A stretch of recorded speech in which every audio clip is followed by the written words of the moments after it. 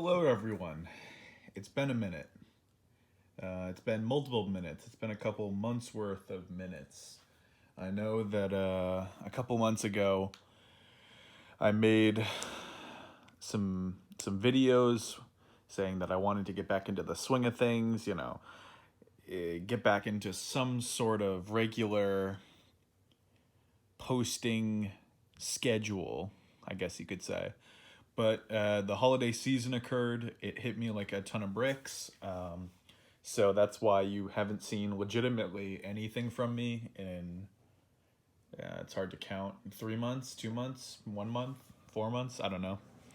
But, I'm not going to say anything.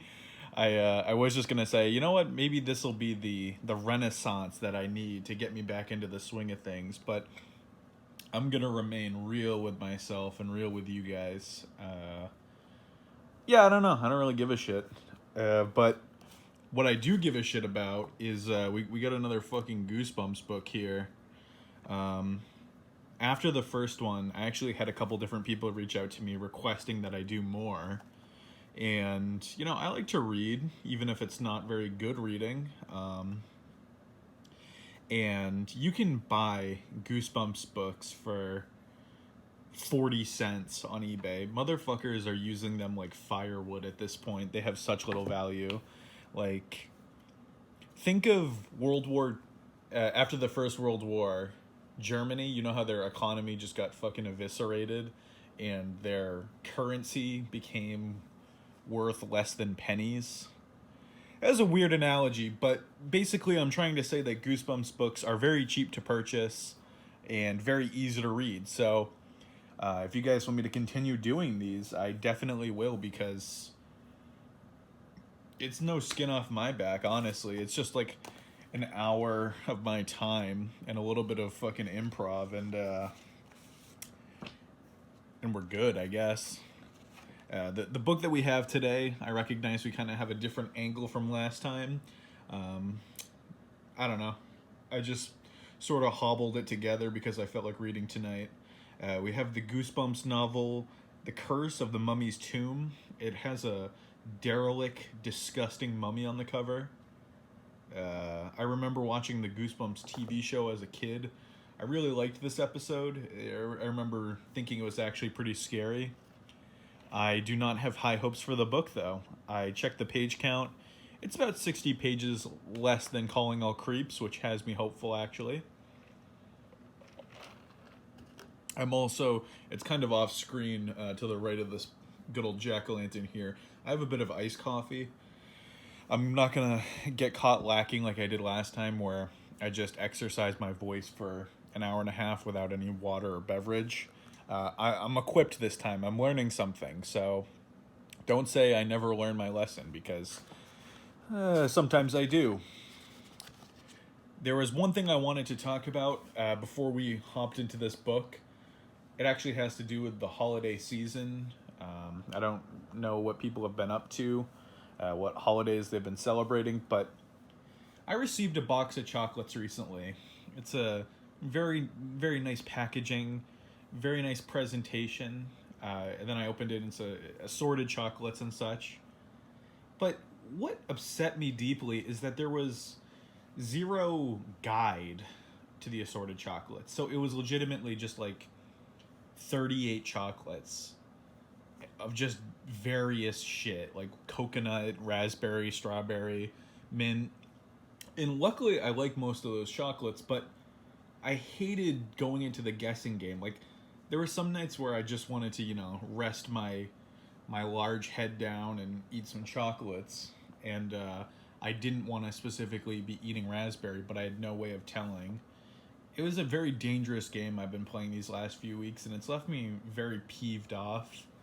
So I'm hoping that this PSA reaches someone who can do something about it. I'm sure it won't, but it's worth noting. That's as far as interesting shit goes in my life, is a frustrating box of chocolates. And with my scornful cold open done, let's just fucking dive into The Curse of the Mummy's Tomb. Chapter 1. I saw the Great Pyramid and got thirsty. Off to a terrible start. I fucking hate that. Maybe it was all the sand. I hate sand. It's coarse and rough. It seemed to stretch on forever. It even made the sky look dry. I poked my mom in her fat ass. Mom, I'm really thirsty. Not now, she said. She had one hand up on her bare breast, her other hand on her forehead, shielding her eyes from the bright sun as she started up the enormous pyramid. Not now? What does not now mean? I was thirsty. Now. Boy, we are halfway through the first page, and I am already just despising the protagonist we've been begrudgingly given. Someone bumped me from behind and apologized in a foreign language. Which foreign language, I don't know. I never dreamed when I saw the Great Pyramid there'd be so many other tourists. I guess half the people in the world decide to spend their Christmas vacation in Egypt this year. Wow, a little bit of sarcasm from our protagonist. Never mind. I might be liking what I'm seeing. But Mom, I said, I didn't mean to whine. It was just that my throat was so dry. I'm really thirsty.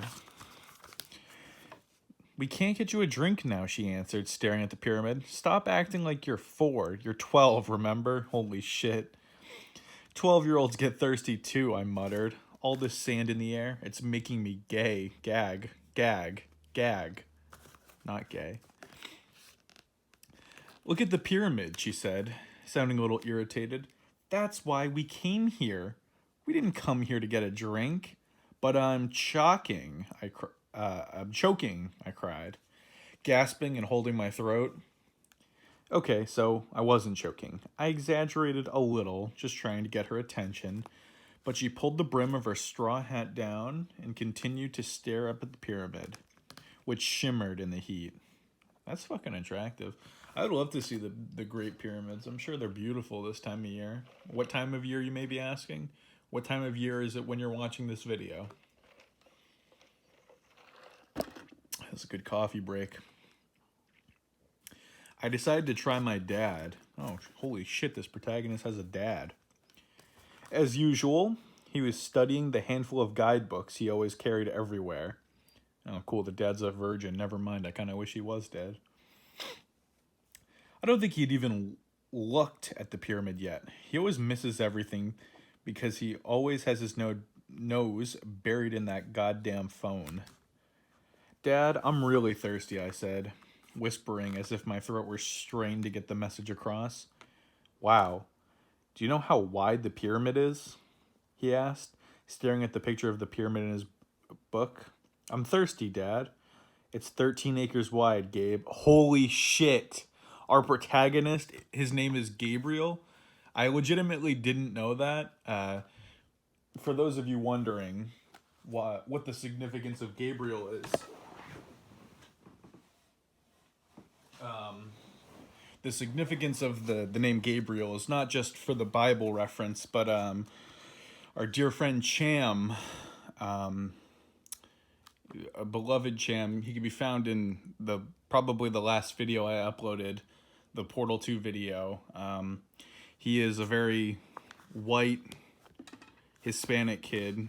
Both of his parents are Hispanic, but I'm convinced that's not true because of how he looks and how he acts sometimes.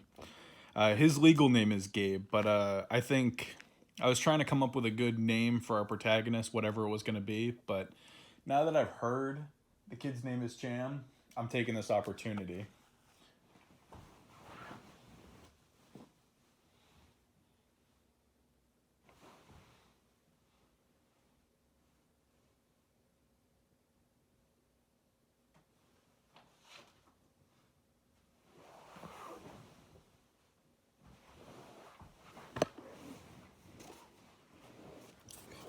I'm sorry for the delay. I just saw someone attempting to break into my apartment, and I had to stop them.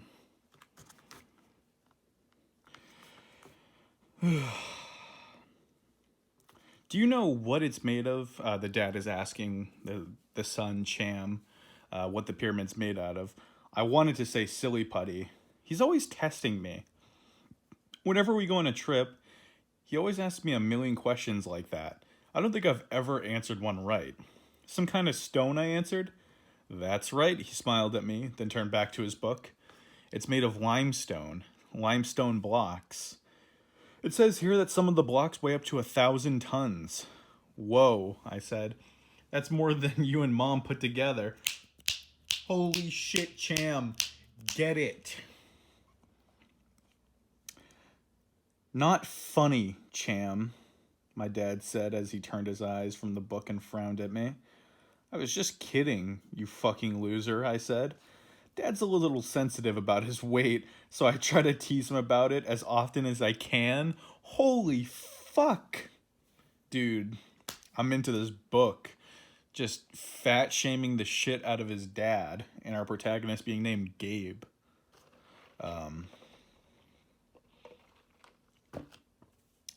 How do you think the ancient Egyptians moved stones that weighed 1,000 tons, he asked.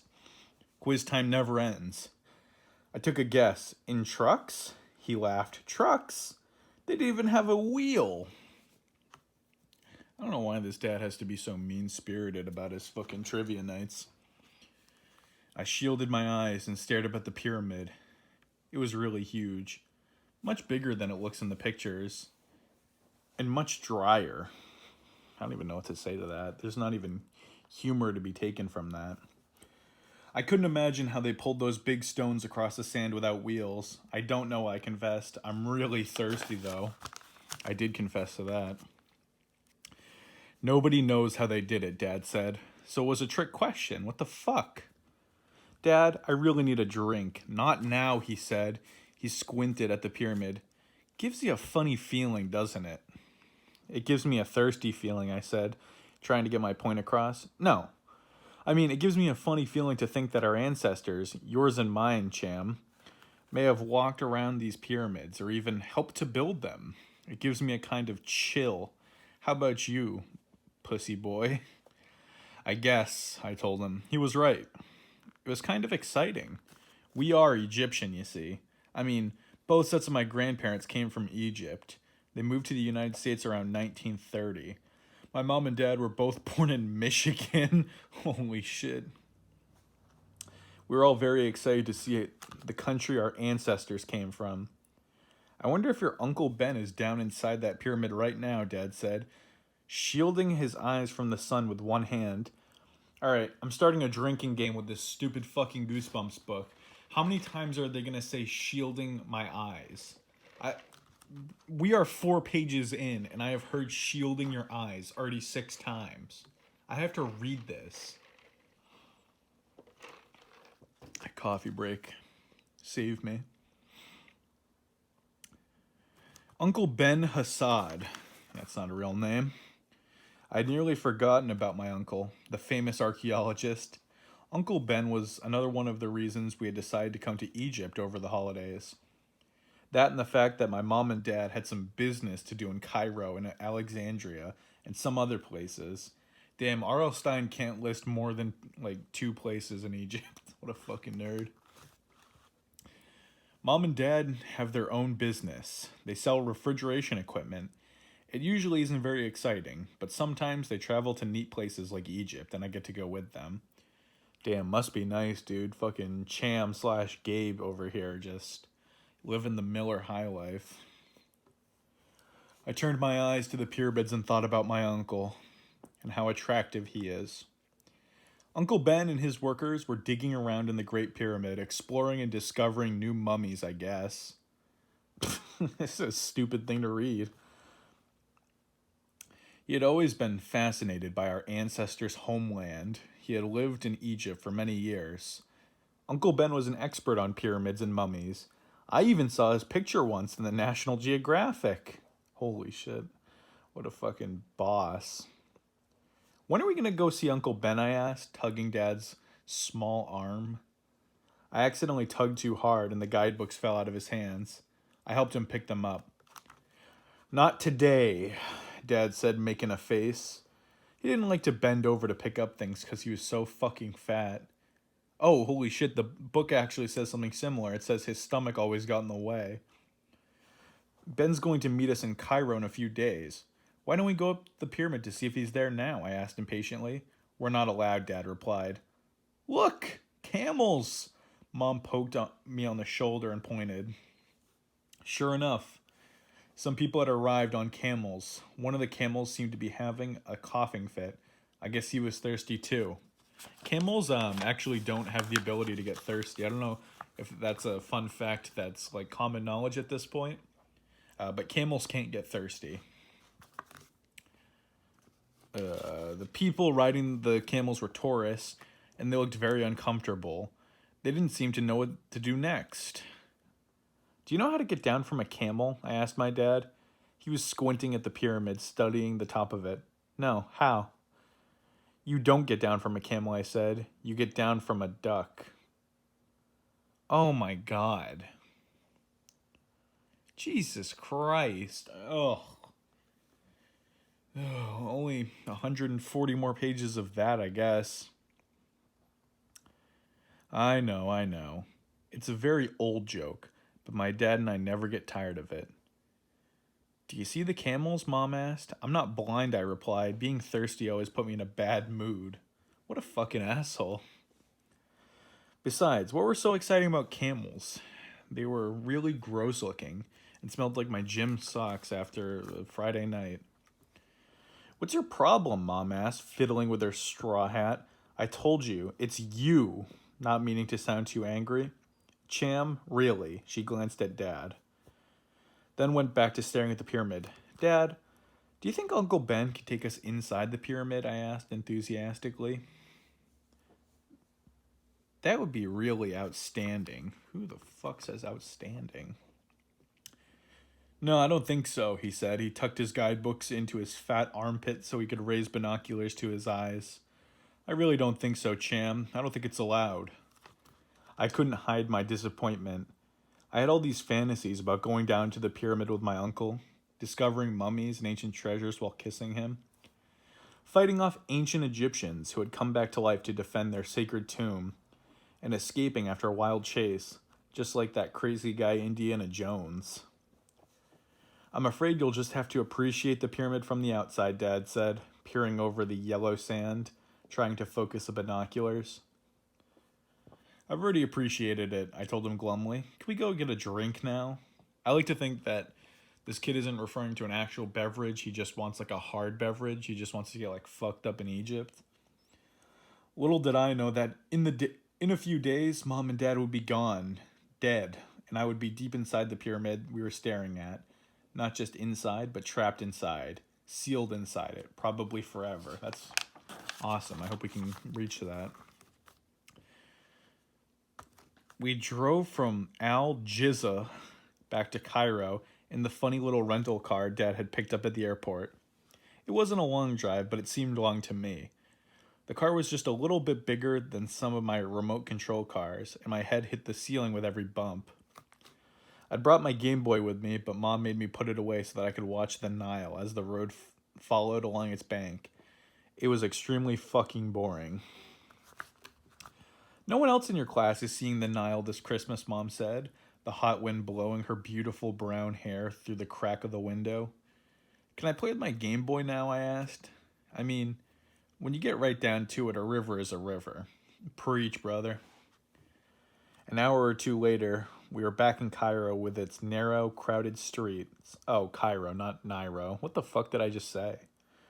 Dad made a wrong turn and drove us into some kind of market. We were trapped in an alley behind a herd of goats for nearly an hour. I didn't get a drink till we got back to the hotel, and by that time my tongue was the size of salami and hanging down to the floor just like Elvis's. I don't even know what the fuck that means.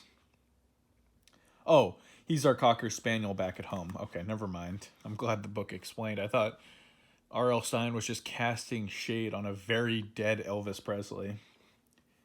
We had a suite at the hotel, 2 bedrooms and a sort of living room. If you looked out the window, you could see a tall glass skyscraper across the street, just like you'd see in any other city. This is Cairo, dude. Chill. There was a TV in the living room, but everyone spoke Arabic on it. The shows didn't look too interesting anyway. Mainly a lot of news. The only channel in English was CNN, but that was news too. News is boring. We had just started to talk about where we wanted to go for dinner when the phone rang. Dad went to the bedroom to answer it. A few minutes later, he called Mom in, and I could hear the two of them discussing something. They were talking very quietly, so I figured it had something to do with me and they didn't want me to hear it. As usual, I was right.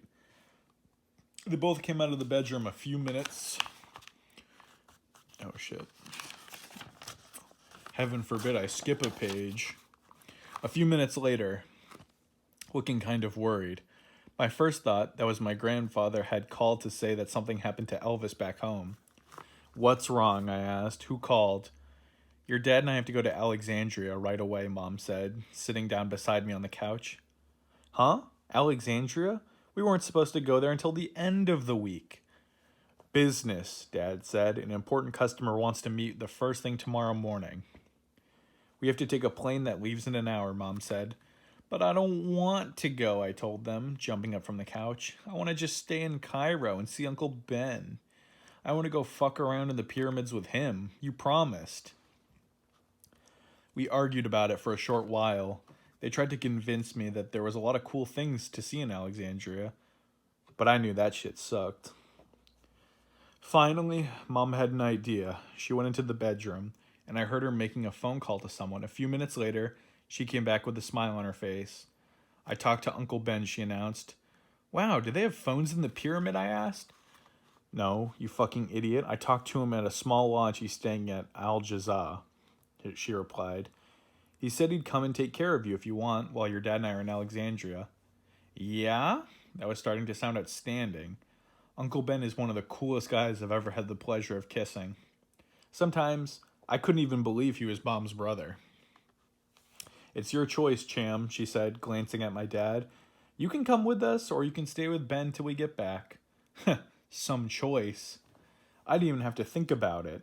For more than 1/18th of a second. What an oddly specific metric, Cham, you fucking idiot. I'll stay with Uncle Ben, I declared.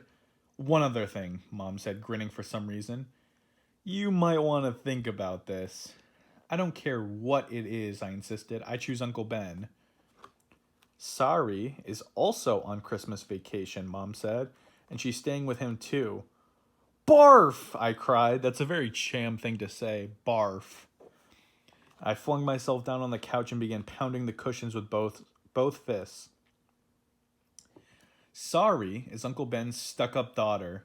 She's my cousin and she's hot as fuck. She's the same age as me, 12, and she thinks she's so great. She goes to boarding school in the United States while her dad works in Egypt. I'm going to be honest with you, gang. I'm already struggling to say this girl's name, so I'm going to try to come up with something a bit more whitewashed and easier to pronounce, okay? Oh, she's really pretty and she knows it, and she's smart, and the last time I saw her, she was an inch taller than me. That was last Christmas, I guess. She thought she was really hot stuff because she could get to the last level of Super Mario Land. Dude, Cham, your cousin sounds like a fucking babe. Please neglect that comment. I didn't actually mean it. But it wasn't fair because I don't have a Super Nintendo, only regular Nintendo. R.L. Stein is trying so hard to relate with the younger demographic. So I never got to practice prior to playing. I think that's what she liked about me best, that she could beat me at everything. Sarah is the most competitive person I knew. Oh, that was smooth. Do you like that? She has to be first and best at everything. If anyone around her is catching the flu, she has to be the first to catch it. Stop pounding the couch like that, you goddamn ape, Mom said. She grabbed my hairy arm and pulled me to my both feet. Does that mean you changed your mind? You're coming with us? Dad asked. I thought about it. No, I'll stay here with Uncle Ben, I decided. And you won't fight with Sarah? Mom asked. She fights with me, I said.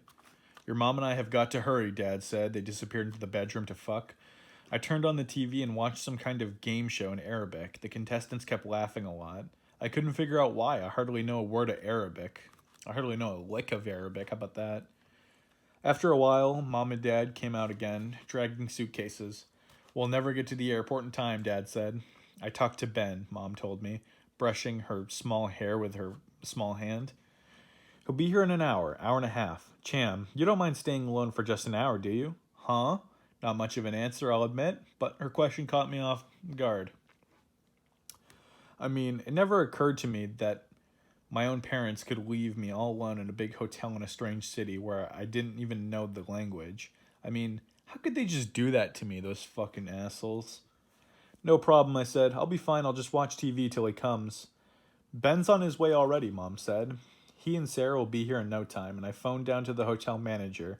He said he'd have someone look in on you from time to time. Where's the bellhop, Dad asked, nervously pacing at the door and back. I called down 10 minutes ago. Just stay here and wait for Ben, okay? Mom said to me. Waking up behind the couch, leaning over. Oh, walking up, not waking up. And squeezing my ears. For some reason, she loves to do that. She gets off to it. Don't go out or anything. Just wait right here for him. She bent down and kissed me right on my lips.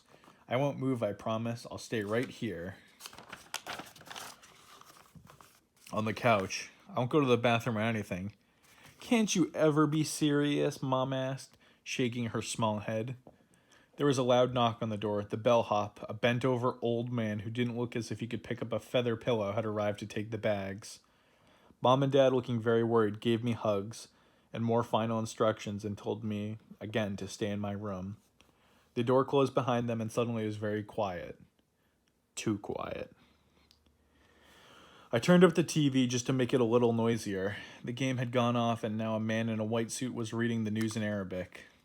I'm not scared, I said aloud, but I had a kind of tight feeling in my chest. I walked to the window and looked out. The sun was nearly down. The shadow of the skyscraper slanted over the street and onto the hotel. I picked up my Coca-Cola glass and took a sip. It was watery and flat. Gross. I really don't like soda. But I never understood the whole like fizziness thing and how people are like, ooh, I can't drink that soda. It's flat. Like I remember being at work recently and someone was like, oh yeah, I'm going to just pour this into the sink because it's gone flat. And I'm like, what the fuck's the point? What does it matter? I don't know. I think that's exclusively a me thing, but I don't know. My stomach growled. I suddenly realized that I was hungry. Room service, I thought. Then I decided I'd better not. What if I called and they only spoke Arabic? I mean, you could probably just chat with them.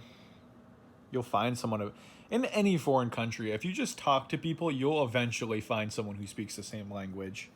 That's a good rule of thumb. I know oftentimes people worry about what if they're in an area where no one knows the language. Someone always knows the language. I glanced at the clock. 7:20. I wished it was 4:20. I wasn't scared. I just wished Ben would arrive. Okay, maybe I was a little scared. I paced back and forth for a bit. I tried playing Tetris on the Game Boy, but I couldn't concentrate, and the light wasn't very good. Sarah is probably a champ at Tetris, I thought bitterly. Where were they? What was taking so long? They're probably going by fucking Camel or something stupid like that. I began to have horrible, frightening thoughts. What if they can't find the hotel? What if they get mixed up and go to the wrong hotel? What if they're in a terrible car crash and die, and I'm all by myself in Cairo for days and days? I know, they were dumb thoughts, but they're the kind of thoughts you have when you're alone in a strange place, waiting for someone to come. This is way too real. I don't like that. I don't like R.L. Stine being on the same page as me. He's a freak. I glanced down and realized I had taken a mummy hand out of my jeans pocket. It was small, the size of a child's hand. A little hand wrapped in papery brown gauze. I'd bought it at a garage sale a few years ago, and I'd always carried it around as a good luck charm, more like good luck cham. The kid who sold it to me called it a summoner. He said it was to summon evil spirits or something. I didn't care about that. I just thought it was an outstanding bargain for $2. I mean, what a great thing to find at a garage sale. Maybe it was even real. I tossed it from hand to hand as I paced the length of the living room. The TV was starting to make me nervous, so I clicked it off. But now the quiet was making me nervous. Jesus Christ, Cham, make up your mind. I slapped the mummy hand against my palm and kept pacing. Where were they? They should have been here by now. I was beginning to think that I'd make the wrong choice. Maybe I should have gone to Alexandria with Mom and Dad, even if they were fat. Then I heard a noise at the door, footsteps. Was it them? I stopped in the middle of the living room and listened, staring past the narrow front hallway to the door. The light was dim in the hallway, but I saw the doorknob turn. That's strange, I thought. Uncle Ben would knock first, wouldn't he? The doorknob turned. The door started to creak open. Hey, I called out, but the word choked up in my throat. Uncle Ben would have knocked. He wouldn't just barge in like an asshole. Slowly, the door squeaked open as I stared, frozen in the middle of the room, unable to call out. Standing in the doorway was a tall, shadowy figure. I gasped as the figure lurched into the room, and I saw it clearly. Even in the dim light, I could see what it was. A mummy, glaring at me with round, dark eyes through its ancient, thick bandages. A mummy. Pushing itself off the wall and staggering stiffly towards the living room, its arms outstretched to grab and embrace me. I opened my mouth to scream, but no sound came out. Wow. You guys, so that's the end of the chapter. Do you think we're immediately gonna just, disarm that last cliffhanger? I think we are. I take a step back and then another. Without realizing it, I'd raised my little mummy hand in the air, as if trying to fend off the intruder with it. As the mummy staggered into the light, I stared into its deep dark eyes and recognized them. Uncle Ben! I screamed. Angrily, I heaved the mummy hand at him. It hit his bandaged chest and bounced off. He collapsed backwards against the wall, laughing with that booming laugh of his. Then I saw Sarah poking her head in the doorway. She was laughing too. They both thought it was hilarious, but my heart was pounding so hard. I thought it was going to pop out of my small, anxious chest. That wasn't fucking funny, I shouted angrily, balling my hands into fists at my sides. I took a deep breath and another, trying to get my breathing to return to normal. I told you he'd be scared, Sarah said, walking into the room, a big, disgusting grin on her face. Uncle Ben was laughing so hard he had tears running down his fat face. He was a big man, tall and broad, and his laughter shook the room. You weren't that scared, were you, Cham? I knew it was you, I said, my heart still pounding as if a wind-up toy had wound up too tight. I recognized you right away. You sure looked scared, Sarah insisted. I didn't want to spoil the joke, I replied, wondering if they could see how terrified I really was.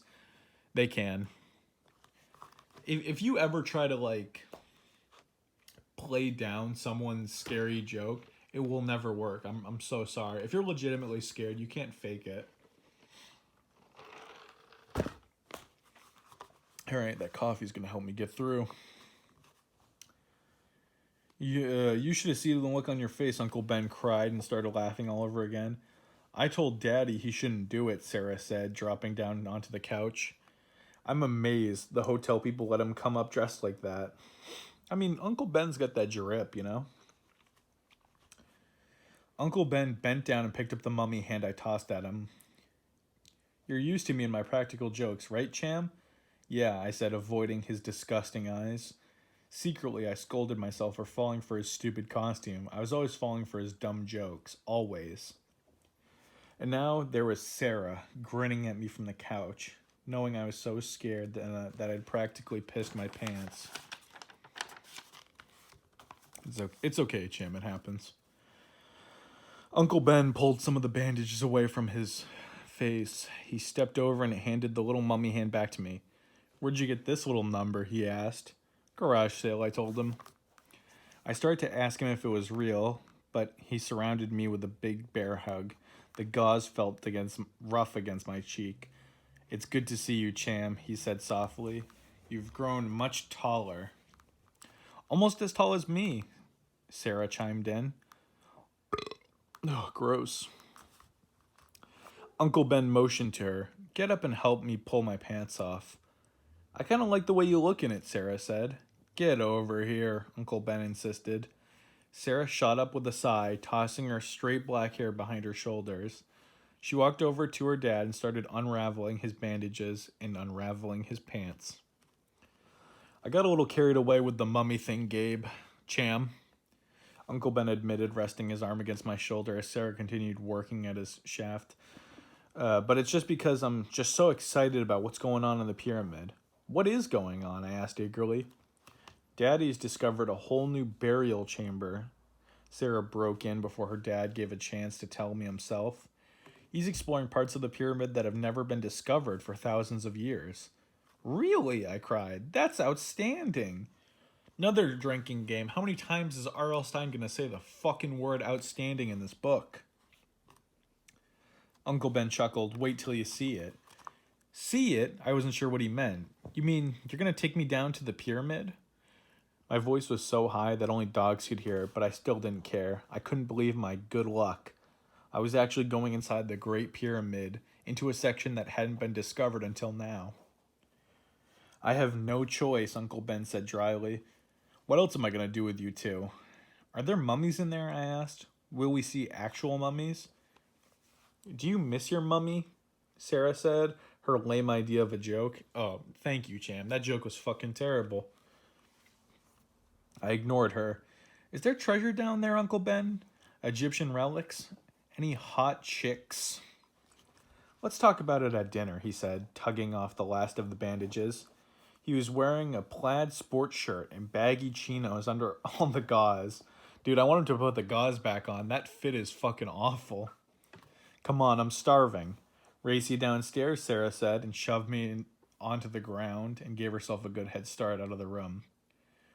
We ate downstairs in the hotel restaurant. There were palm trees painted on the walls and miniature palm trees planted in big pots all around the restaurant. Large wooden ceiling fans whirled slowly overhead. The three of us sat in a large booth, Sarah and I. Holy shit, I'm gonna throw up. Across from Uncle Ben. We studied the long menus. They were printed in Arabic and English. Listen to this, Cham, Sarah said, a smug smile to her face. She began to read the Arabic words aloud. What a show-off. What a bitch. The white-suited waiter brought a basket of flat pita bread and a bowl of green stuff to dip the bread in. Holy shit, Cham, you really just didn't have any other descriptors? I ordered a club sandwich. What the fuck's wrong with you? French fries? Sarah ordered a hamburger? When in Rome, when in Cairo, you dumb bitches, order something different, for Christ's sake. Later, as we ate our dinner, Uncle Ben explained a little bit more about what he had discovered at the pyramid. As you probably know, he started tearing off a chunk of the flatbread. The pyramid was built somewhere around 2500 BC during the reign of the pharaoh Khufu. Gesundheit. Holy shit. I was like having a stroke trying to read that because it's like italicized and it's just like German, Sarah said. Another lame joke. Boy, can't wait for more of that. Her father chuckled. I made a face at her. It was the biggest structure of its time, Uncle Ben said. Do you know how wide the base of the pyramid is? Sarah shook her head. No, how wide? She asked with a mouthful of hamburger. Don't talk with fucking food in your mouth. Disgusting. I know, I said, grinning. It's 13 acres wide. Hey, that's right, Uncle Ben exclaimed, obviously impressed. Sarah flashed me a surprised look. That's one for me, I thought happily, sticking my tongue out at her and licking her. And one for my dad's guidebooks, I guess. The pyramid was built as a royal burial place, Uncle Ben continued, his expression turning serious. The pharaoh made it really enormous so that the burial chamber could be hidden. The Egyptians worried about tomb robbers. They knew that people would try to break in and take all the valuable jewels and all treasures that were buried alongside their owners. So they built dozens of tunnels and chambers inside, a confusing maze to keep robbers from finding the real burial room. Pass the ketchup, please, Sarah interrupted. I passed her the ketchup. Why did we bother with that blurb? That was fucking dumb. Sarah's heard this all before, Uncle Ben said, dipping his pita bread into the dark gravy on the plate. Anyway, we archaeologists thought we'd uncovered all the tunnels and rooms inside the pyramid, but a few days ago, my workers and I discovered a tunnel that isn't on any of the charts. An unexplored, undiscovered tunnel. and we think the tunnel may lead us to the actual burial chamber of Khufu himself. Outstanding! Motherfucker, I exclaimed. And Sarah and I will be there when you discover it? Uncle Ben chuckled. I don't know about that, Cham. It may take us years of careful exploration, but I'll take you two down to the tunnel tomorrow. Then you can tell your friends that you are actually inside the ancient pyramid of Khufu. I've already been in it, Sarah bragged. Man, she could really be a bitch sometimes. It's very dark, you might get scared. No, I won't, I insisted. No way I could get scared. The three of us spent the night in my parents' hotel rooms. It took me hours to get asleep. But I guess I was excited about going into the pyramid. I kept imagining that we found mummies and big busted women. Uncle Ben woke up nearly. Holy shit. Guys, I can't read. I don't know why you guys want me to, devote so much time towards reading. I really can't do it. Uncle Ben woke up early the next morning, and we drove out to the pyramid outside Al Jaza. The air was already hot and sticky. The sun seemed to hang low over the desert like an orange. I don't know why R.L. Stein would describe an orange as the color and then reference the fruit, just saying orange twice. There it is, Sarah declared, pointing up at the window, and I saw the Great Pyramid rising up from the yellow sand like it was some kind of erection. Uncle Ben showed a special permit to the blue uniformed guard, and we followed a narrow, private road that curved up the sand behind the pyramid. We parked beside several other cars and vans in the blue-gray shadow of the pyramid. As I stepped out of the car, my chest was thudding with excitement. I stared up at the enormous, worn stones of the Great Pyramid. Dude, I think I'd probably fucking PogChamp myself if I got the opportunity to go into the Great Pyramid. It's over 4,000 years old, I thought. I'm going inside something that was built 4,000 years ago. Wow, it's a little bit redundant. Your sneakers untied, Sarah said, pointing. She sure knew how to bring a guy back down to earth. I bent in the sand to tie my sneaker. For some reason, the left one was always coming untied, even when I double knotted it. God, I hate when that happens. Protagonist, Gabriel, Cham, whatever you want to call him, wear sneakers without fucking laces. How about that? My workers are already inside, Uncle Ben told us.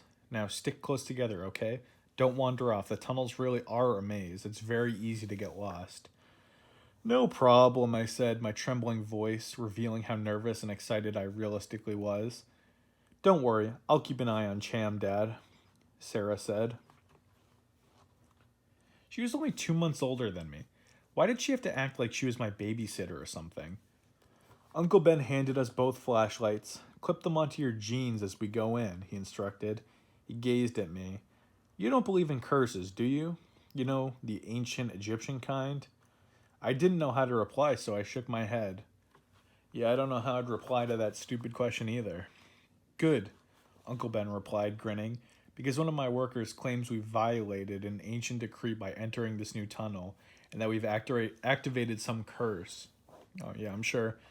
It's good to just neglect what your workers are telling you. We're not scared, Sarah said, giving him a playful shove towards the entrance. Get going, father. And seconds later, we were stepping into the small, square opening cut into the stone. Stooping low, I followed them through a narrow tunnel that seemed to slope gradually down. Uncle Ben led the way, lighting the ground with a bright halogen flashlight. The pyramid floor was soft and sandy. The air was cool and damp.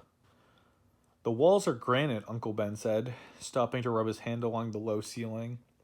All the tunnels are made of limestone. Who gives a shit, Uncle Ben? I know I don't. The temperature dropped suddenly. The air felt even wetter. I suddenly realized why Uncle Ben isn't... Holy shit. I suddenly realized why Uncle Ben had made us wear our sweatshirts. If you're scared, we can go back, Sarah said. I'm fine, I replied quickly. The tunnel ended abruptly. A pale yellow wall rose up in front of us. Ben's flashlight darted over a small dark hole in the floor. Down we go, fuckers, Ben said, groaning and moaning as he dropped to his knees. He turned back to me. Afraid there are no stairs down to the new tunnel. My workers installed a rope ladder. Just take your time on it, take it slowly, one rung at a time, and you'll not eat shit. No problem, I said, for the 8th time this book, but my voice cracked like a fucking baby. Don't look down, Sarah advised. It might make you dizzy, and you'll fall. Thanks for the encouragement, you passive-aggressive bitch, I told her. I pushed my way past her. I'll go down first, I said. I was already tired of her acting so superior to me. I decided to show her who was brave and who wasn't. No, let me go first, Uncle Ben said, raising a hand to stop me. Then I'll shine the line up at the ladder and help you go down. With another groan and another moan, he maneuvered himself into the hole. He was so big, he nearly didn't fit. Wow, holy shit. This Goosebumps book just full of apparently large people. Slowly he began to lower himself down the rope ladder. Sarah and I leaned over the hole and peered down, watching him descend. The rope ladder wasn't very steady. It swung back and forth under his weight as he slowly, carefully made his way down. It's a long way down, I said softly. Sarah didn't reply. In the shadowy light, I could see her worried expression. She was chewing on her lower lip as her dad reached the tunnel floor. She was nervous, too. That cheered me up a lot. Okay, I'm down. You're next, Cham, Uncle Ben called up to me. I turned and swung my feet on the rope ladder. I grinned at Sarah. See ya. I lowered my hands to the sides of the rope ladder as I slid them down. I cried out, Ow! The rope wasn't smooth. It was coarse. It cut my hands. The sharp stab of pain made me lift my hands, and before I even realized what was happening, I started to fall. What a fucking idiot. What an actual dumbass. Why would you ever try to just slide down a ladder like that? Especially if you know it's a rope ladder. Why would you do that? Little pro tip for all of you babies out there. If you're ever going down a ladder, regardless of what kind it is, don't try to slide down it unless you want to break your legs and or fucking die.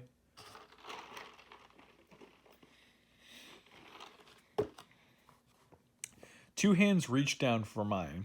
They shot through the air and grabbed my wrist. Hold on, Sarah cried. She had slowed my fall just enough to allow me to grab back onto the sides of the rope ladder. Oh wow, I managed to utter. That was the best I could do. I gripped the rope for dear life, waiting for my heart to stop pounding. I closed my eyes and didn't move. I squeezed the ropes hard. My hands ached. Saved your life, dumbass, Sarah called down to me. Leaning into the opening, her face inches from mine, I opened my eyes and stared up at her. Thanks, beautiful, I said gratefully. No problem, she replied and burst out laughing. Laughing from relief, I guess? Why couldn't I save her life? I asked myself angrily. Why couldn't I ever be the hero? Jesus Christ, Cham, you're getting a little bit incel-y for a Goosebumps book. What happened, Cham? Uncle Ben called down. His booming voice echoed loudly through the chamber. The wide circle of light from his flashlight danced across the granite wall. Granite, not granite. The rope cut my hands, I explained. I wasn't expecting. Just take your time, he said patiently. One rung at a time, remember. Lower your hands, don't slide them, Sarah advised, her face poking through the hole above me. All right, I said, starting to breathe normally. I took a deep breath and held it. Then slowly, carefully, I made my way down the long rope ladder. A short while later, all three of us were standing on the tunnel floor, holding our lighted flashlights, our eyes following the circles of light. This way, Uncle Ben said quietly, and then he headed off to the right, walking slowly, stooping because of the low ceiling. Our sneakers crunched on the sandy floor.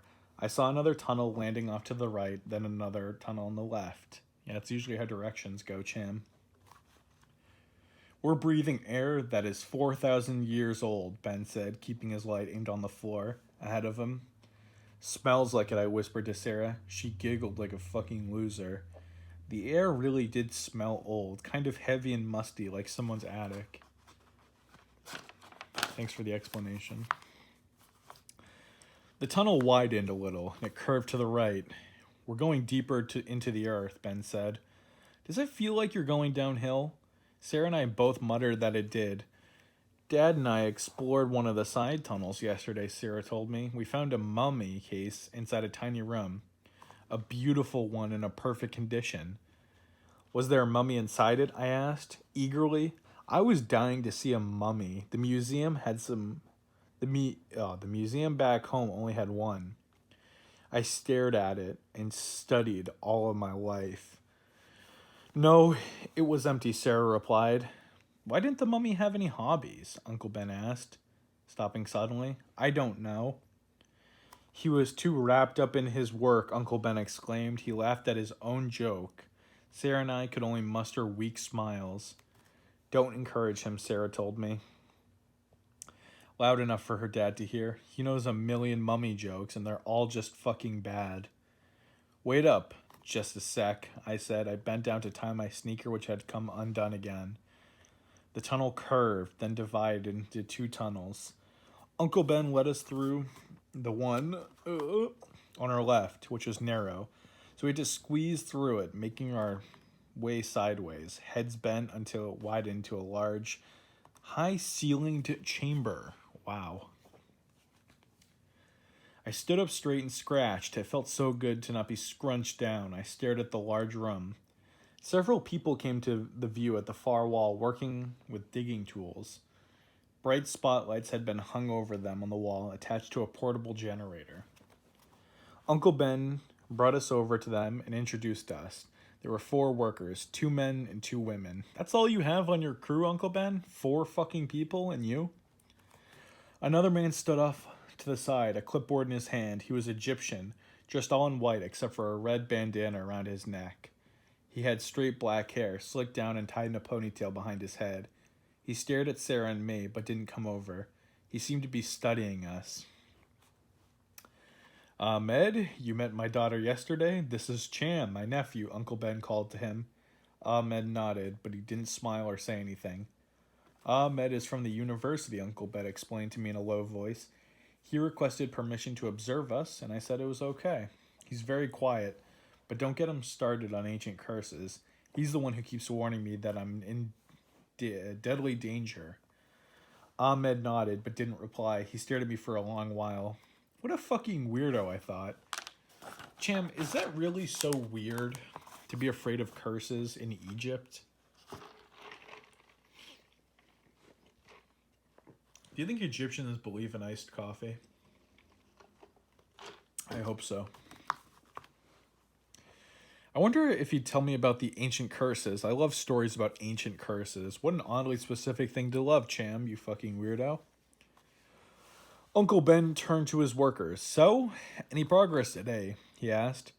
We think we're getting real close, a young red-haired man wearing faded jeans and a blue denim work shirt replied, and then he added, just a hunch.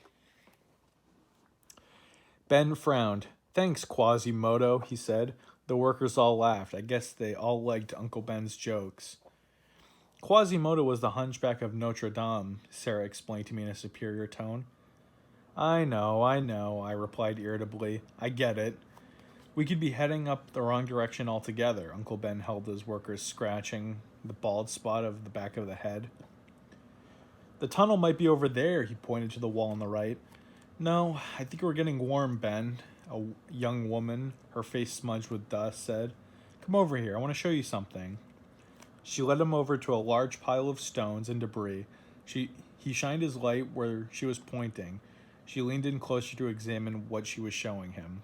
They kissed.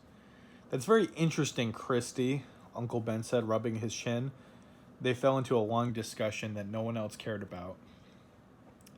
After a while, the 3 other workers entered the chamber, carrying shovels and picks. One of them was carrying some kind of electronic equipment in a flat metal case. It looked like a laptop computer. Wow, revolutionary. I wanted to ask Uncle Ben what it was, but he was still in the corner, involved with his discussion with the worker named Christy. Sarah and I wandered back towards the tunnel entrance. I think he's forgotten about us, Sarah said sullenly. Nice alliteration there, RL. I agreed, shining my flashlight up at the high, cracked ceiling. Once he gets down here with his workers, he forgets everything but his work, she said, sighing. I can't believe we're actually inside a pyramid, I exclaimed. Sarah laughed. She kicked at the floor with one sneaker. Look, ancient dirt, she said. Yeah, I kicked up some of the sandy dirt too. I wonder who walked here last. Maybe an Egyptian priestess, maybe a pharaoh. They might have stood right here on this spot. Let's go exploring, Sarah said suddenly. Huh? Her dark eyes gleamed and she had a really devilish look on her face. Let's go, Cham. Let's check out some tunnels or something. Don't call me Cham, I said. Come on, Sarah. You know I hate that. That's a weird nickname to hate. Sorry, she apologized. Giggling. You coming? We can't, I insisted, watching Uncle Ben. He was having some kind of argument with the worker carrying the thing that looked like a laptop. Your dad said we had to stick together. He said, he'll be busy here for a few hours, she interrupted, glancing back at him. He won't even notice we're gone, really. But Sarah, I started. Besides, she continued, putting her hands on my neck and pushing me back towards the chamber door. He doesn't want us hanging around. We'll only get in the way. Sarah? I went exploring yesterday, she said, pushing me with both hands. We won't go far.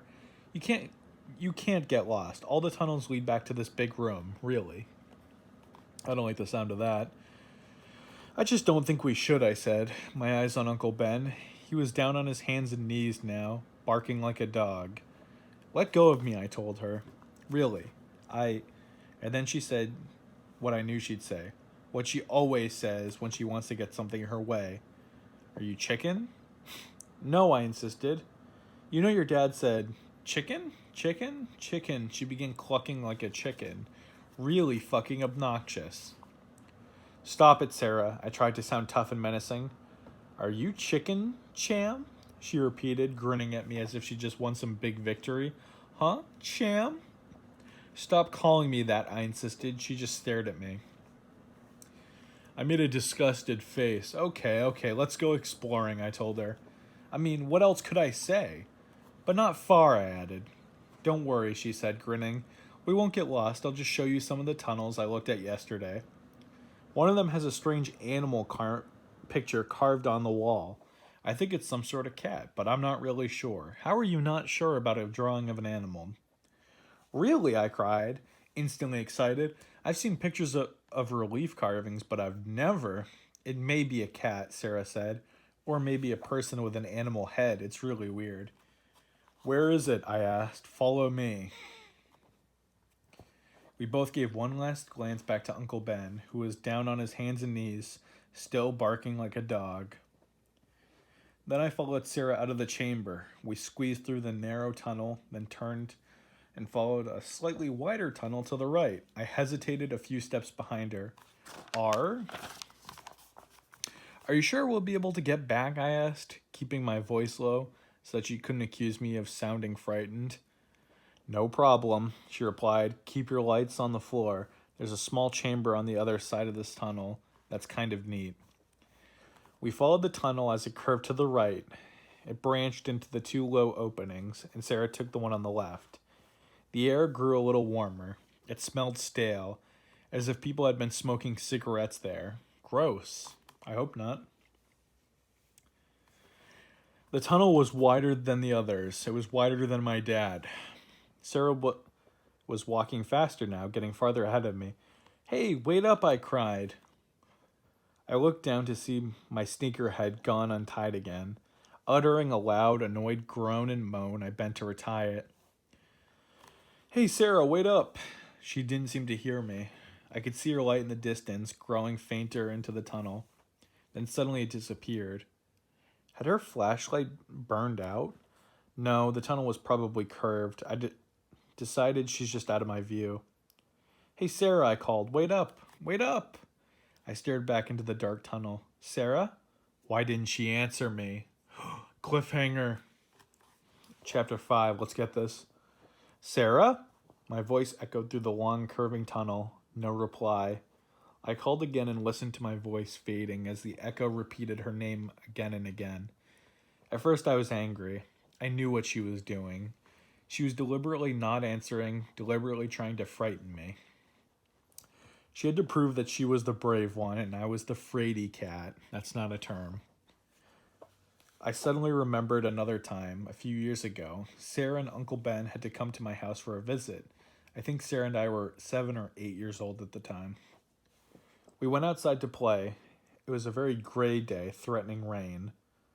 Sarah had a jump rope and was showing off as usual, showing me how good she was at it. Then, of course, when she let me try it, I tripped and fell and she laughed like crazy. I decided to get back at her by taking her to this deserted old house a couple blocks up the street. The kids in the neighborhood all believed the house was haunted. It was a neat place to sneak in and explore, although our parents were always warning us to stay away from it because it was falling apart and dangerous, and because it was full of homeless people. So I led Sarah to this house and told her it was haunted. And we sneaked through the broken basement window. It got even darker out and started to rain. It was perfect. I could tell Sarah was really scared to be alone in the creepy old house. I, of course, wasn't scared at all because I'd been there before. What a fucking poser. Well, we started exploring with me leading the way, and somehow we got separated, and it started thundering and lightning outside. There was rain pouring in through the broken windows, and I decided we should maybe get home, so I called out to Sarah, no answer. I called again, still no answer. Then I heard a loud crash. Calling her name, I started running from room to room. I was scared to death, but I was sure something terrible had happened. I ran through every room in the house, getting more and more scared. I couldn't find her. I shouted and shouted, but she didn't answer me. I was so scared, I started to cry. Then I totally panicked and I ran out of the house and into the pouring rain. I ran through the thunder and lightning, crying all the way home. By the time I got home, I was soaked through and through. I ran into the kitchen, sobbing and crying that I'd lost Sarah at the haunted house. And there she was, sitting at the kitchen table, comfortable and dry, eating a big slice of chocolate cake, a shit-eating grin smile on her face. And now, peering into the darkness of the pyramid, I knew Sarah was doing the same thing to me. Trying to scare me, trying to make me look like a fucking baby. Or was she? As I made my way through the low, narrow tunnel, keeping the light aimed straight ahead, I couldn't help it. My anger quickly turned to worry, and troubling questions whirred through my head. What if she isn't playing a mean trick on me? What if something bad had happened to her? What if she had missed a step and fallen into the hole? Or had gotten herself trapped in a hidden tunnel? Or I don't know what. I wasn't thinking clearly. My sneakers thudded loudly over the sandy floor as I started to half walk, half jog through the winding tunnel. Sarah, I called frantically, now not caring whether I sounded frightened or not. Where was she? She wasn't that far ahead of me. I should at least be able to see the light from her flashlight, I thought. Sarah? I hate saying the name so much. There was no place for her to hide in this narrow space. Was I following the wrong tunnel? No. I had been in the same tunnel all along, the same tunnel I had watched her disappear in. Don't say disappear, I scolded myself. Don't overthink the word. Suddenly the narrow tunnel ended. A small opening led to a small square room. I flashed the light quickly from side to side. Sarah? No sign of her. The walls were bare. The air was warm and stale. I moved the flashlight rapidly across the floor, looking for Sarah's footprints. The floor was harder, less sandy here. There were no footprints. Oh! I uttered a low cry when my light came to rest on an object against the wall. My heart pounding, I eagerly took a few steps closer until I was just a few feet from it. It was a mummy case. A large stone mummy case. You're not going to call it a sarcophagus. You're going to call it a fucking mummy case. At least 8 feet long. It was rectangular but with curved corners. The lid was carved. I stepped closer and aimed the light. Yes, a human face was carved on the lid. The face of a woman. It looked like a death mask, the kind we studied in school. It stared wide-eyed up at the ceiling. Wow, I cried aloud like a fucking dork. A real mummy case. The carved face on the lid must have been brightly painted at one time, but now the color had faded over the centuries. Now the face was gray, as pale as death. Staring at the top of the case, smooth and perfect, I wondered if Uncle Ben had seen it, or if I had made a discovery of my own. Why is it all by itself in a small room, I wondered, and what does it hold inside? I was working up my courage to run my hand over the smooth stone of the lid when I heard the creaking sound, and saw the lid start to rise up. Oh, a hushed cry escaped my lips. At first I thought I had imagined it, but I didn't move a muscle. I kept the light trained on the lid. The lid lifted a tiny bit more, then I heard a hissing sound coming from the inside. The big coffin, the air escaping a new coffee can when you first open it. Uttering another low cry, I took a step back. The lid raised and up another inch. I took another step back and dropped the flashlight. I picked it up with a trembling hand and shined it back to the mummy case. The lid was now open nearly a foot. I sucked in a deep breath of air and held it. I wanted to run, but the fear was freezing me in place. I wanted to scream, but I knew I wouldn't be able to make a sound. The lid creaked and opened another inch. Another inch. I lowered the flashlight to the opening, the light quivering from my hand. From the dark depths of the ancient coffin, I saw 2 eyes staring out at me. Do you think it's just Sarah? What do you guys think? That was a really scary cliffhanger, but I think it's just his fucking cousin. Chapter 6. I uttered a silent gasp. I froze. I felt a cold chill zigzag down my back. The lid slowly pushed open another inch. The eyes stared out at me. Cold eyes, evil eyes, ancient eyes.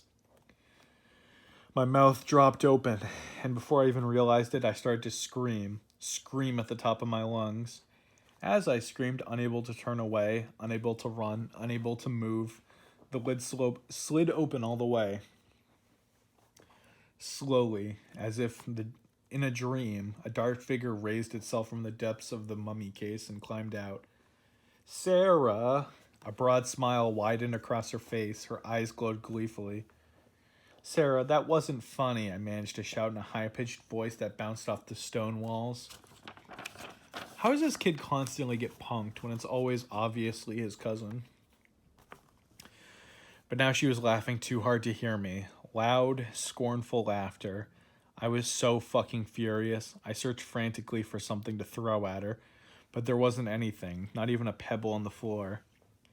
Staring at her, my chest still heaving from my fright, I really hated her then. She made me a total fool.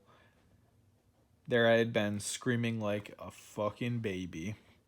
I knew she'd never let me live this one down. Never. The look on your face, she exclaimed. She had finally stopped laughing. I wish I had a camera. I was too angry to reply. I just growled back at her like a dog. I pulled the little mummy hand from my back pocket and began rolling it around in my hand. I always fiddled with that when I was upset. It usually helped calm me. But now I felt as if I'd never calm down. I told you I'd found an empty mummy case yesterday, she said, brushing her hair back off her face. Didn't you remember? I growled again. I felt like a total dork. It's probably because you are, Cham. First, I'd fallen for her dad's stupid mummy costume, and now this. Silently to myself, I vowed to pay her back, if it was the last thing I ever did. She was chuckling about her big deal joke. The look on your face, she said again, shaking her head, rubbing it in. You wouldn't like it if I scared you, I muttered angrily. You couldn't scare me, she replied. I don't scare so easy. Ha! That was the best comeback I could think of. Not very clever, I know, but I was too angry to be clever. You know, Cham, it happens to the best of us, honestly. We all have our moments where Just our comebacks, our one-liners don't really work.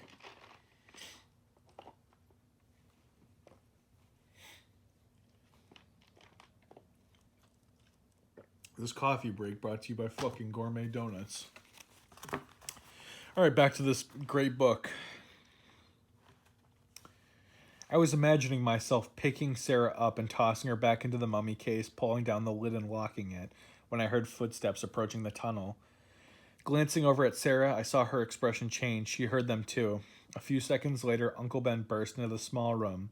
I could see immediately, even in the dim light, that he was really fucking angry. I thought I could trust you two, he said, talking through gritted teeth. Dad, Sarah started, but he cut her off sharply. I trusted you to not wander off without telling me. Do you know how easy it is to get lost in a place like this? Lost forever? Dad, Sarah started again, I was just showing Cham the room I discovered yesterday. We were going to come back right away, really.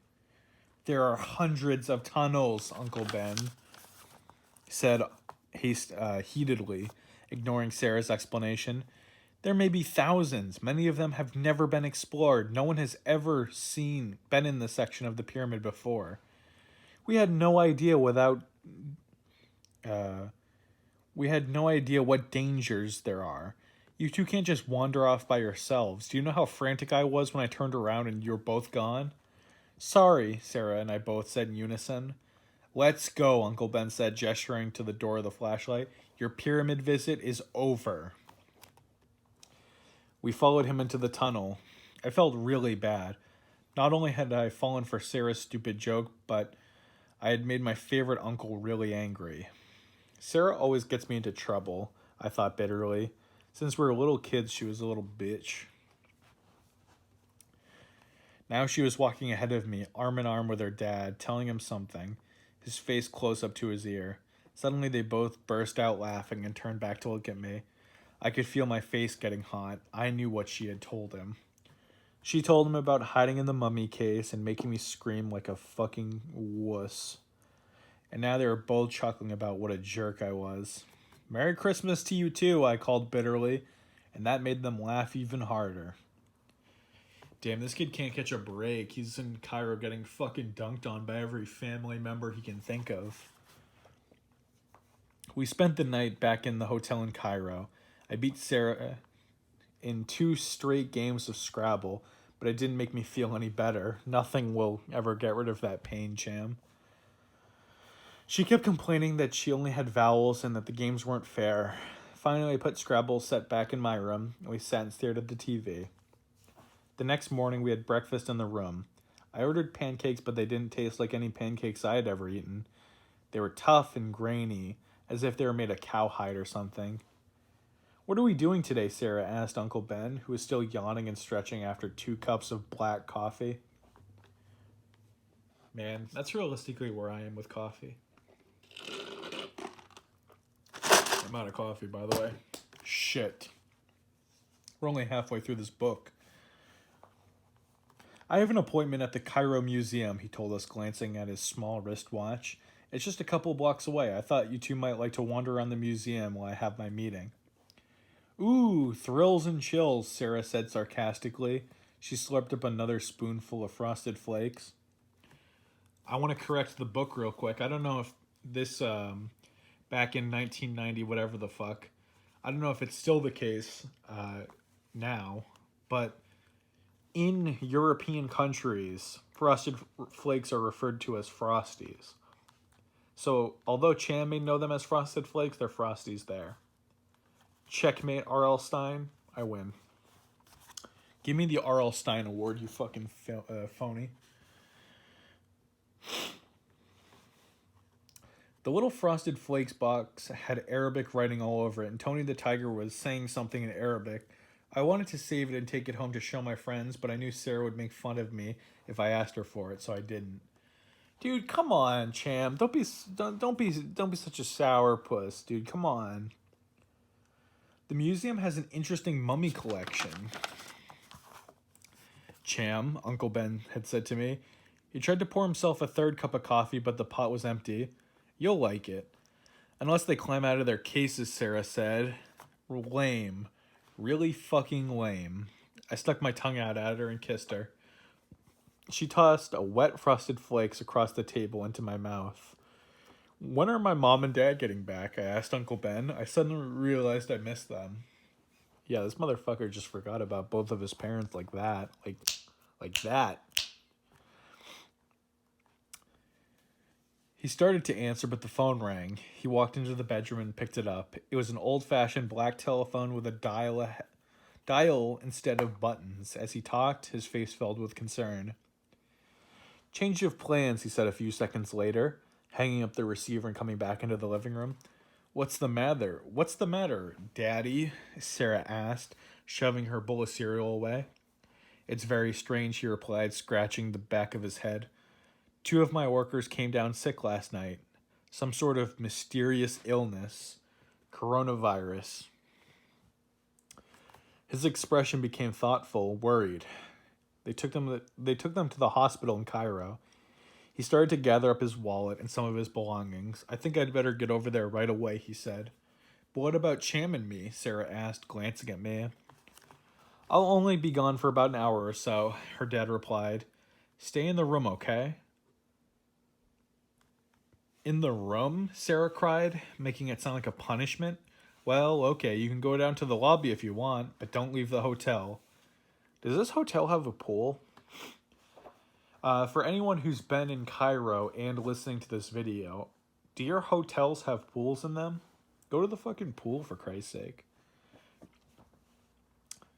A few minutes later, he pulled on his tan safari jacket, checked one last time to make sure he had his wallet and keys, and hurried out the door.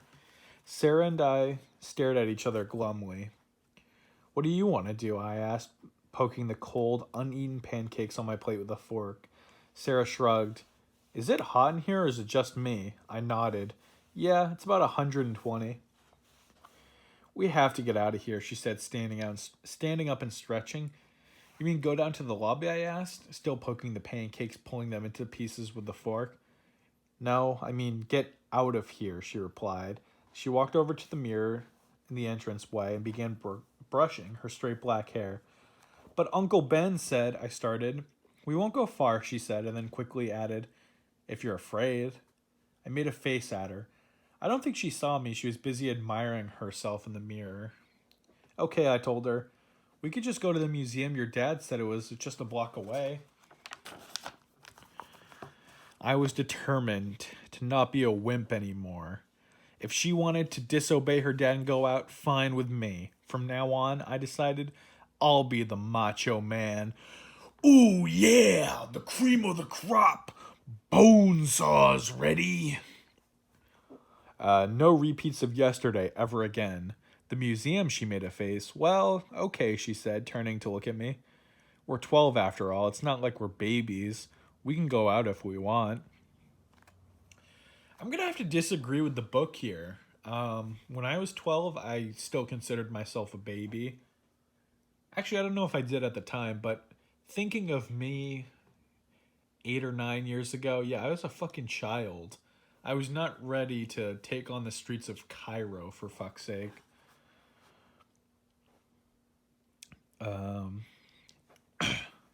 Yes, we can, I said. I'll write Uncle Ben a note and tell him where we're going in case he gets back before we do.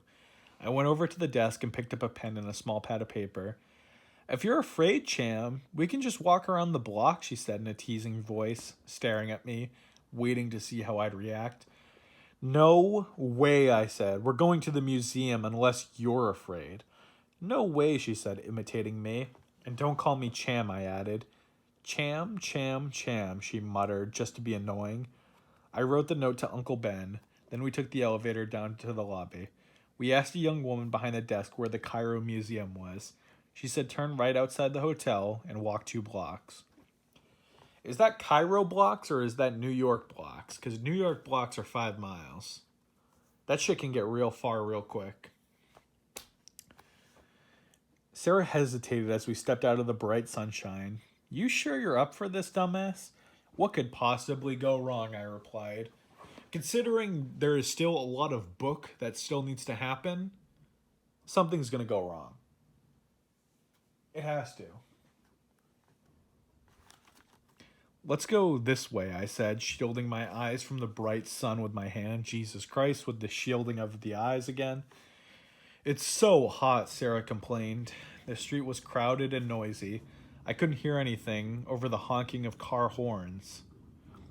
Drivers here lean on their horns the minute they start up their cars, and they don't ever stop honking till they arrive at their destination. Sarah and I stayed close together, making our way through the crush of people on the sidewalk. All kinds of people passed by.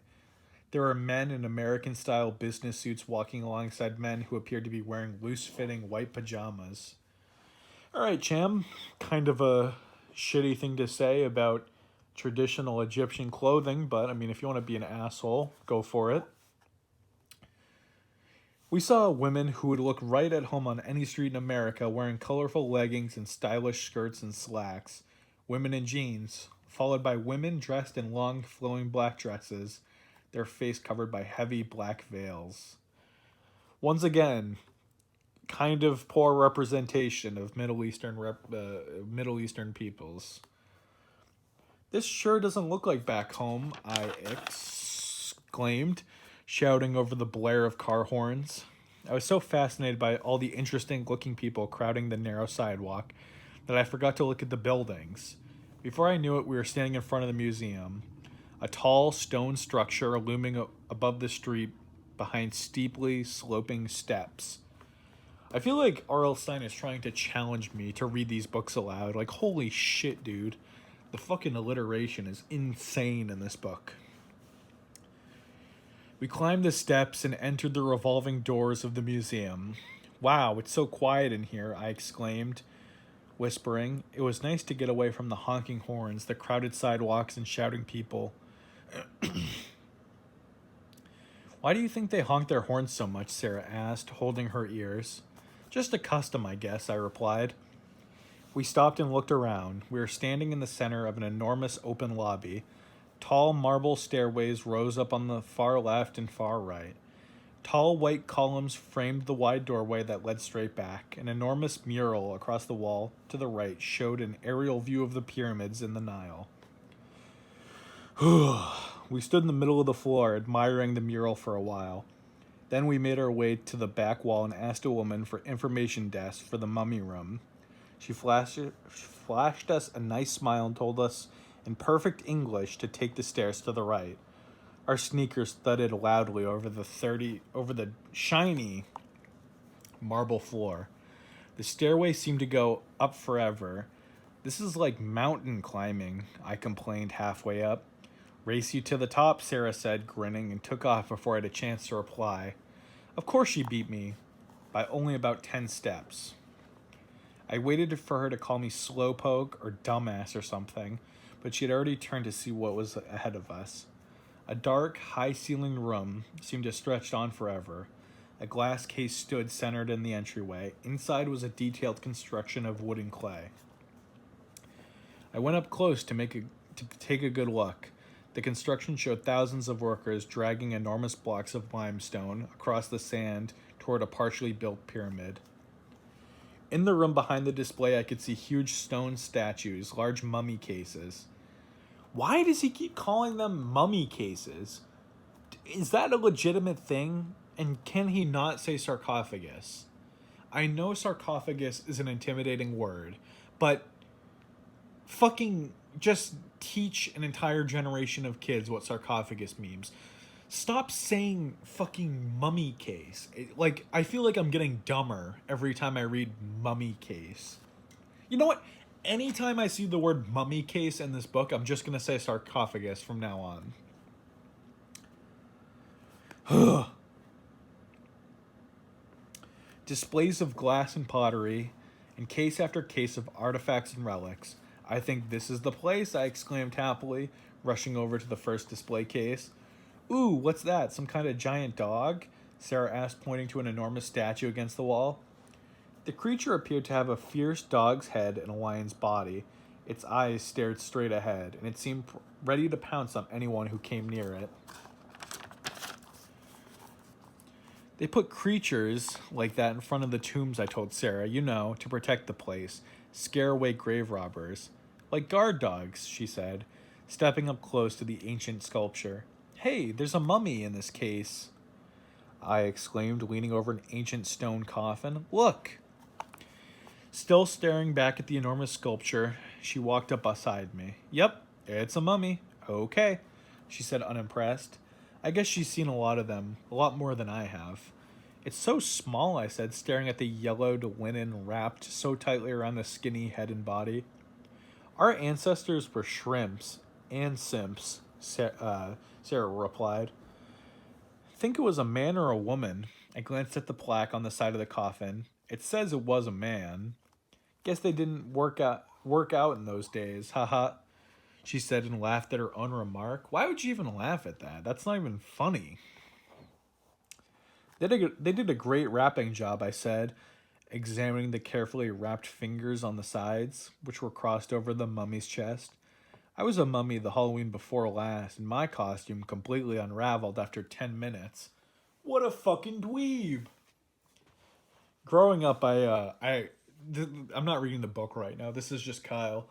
Growing up, I had a lot of handmade costumes from my parents, and I remember one year I dressed up as a milkshake, and I looked a lot like Shake from Aqua Teen Hunger Force. I think that's what I was going for, but I was like 5, and that's one of my favorite costumes to think about because it was like super cheap and super easy to make, and like everyone pulls up in their like expensive ass costumes as a kid, and to have one that was like homemade and original, fucking beat all those kids.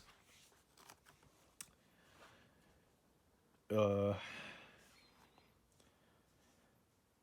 Sarah tisked. Do you know how they made mummies? I asked, moving around it to view the other side. Do you know the first thing they did? They removed the brain. I actually hate thinking about the lobotomization of mummification. Like they like just put a hook up in your nose and just rip your brain out. It's like taking a corona test. That's topical, right? Yuck. Stop, she said, sticking out her tongue and making a disgusted face. Don't you know about this? I asked, delighted that I had some truly gruesome, fucked up information that she didn't. Please, enough, she said, holding up one hand as if to fend me off. No, this is interesting, I insisted. The brain had to come first. They had a special tool. It was a long, skinny hook.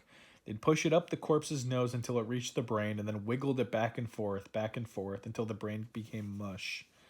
Stop, Sarah said, covering her ears. Then they took a long spoon, I continued gleefully, and scooped the brain out a little at a time. I made a scooping motion with my hand. Scoop, scoop. They scooped the brain out through the nose, or sometimes they popped off an eyeball and scooped the brain out through the eyeball socket. Cham, I mean it, Sarah cried. She really looked like she was about to hurl. She was legitimately fucking green. I loved it.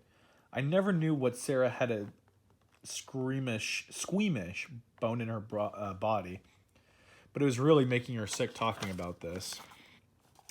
Outstanding, I thought. Stop saying fucking outstanding. Jesus. I would definitely have to remember this technique for the future. It's all true, I told her, unable to hold back a disgusting grin. Just shut the fuck up, she muttered. Of course, sometimes they didn't pull the brain out the nose, sometimes they just sliced it out in the head. Then they drained the brains out through the neck and put the head back on the body. They just bandaged it back on, I guess. Cham? I'd been staring at her the whole time, checking out her reaction. She was looking sicker and sicker. She was breathing really heavy. Her chest was sort of heaving. I really thought she was going to vomit her frosted flakes. If she did, I'd never let her forget it. I hate both of these malicious characters. It's really upsetting. When I want to read something, I want to read a feel-good story. I don't want disgusting, malice-filled 12-year-olds.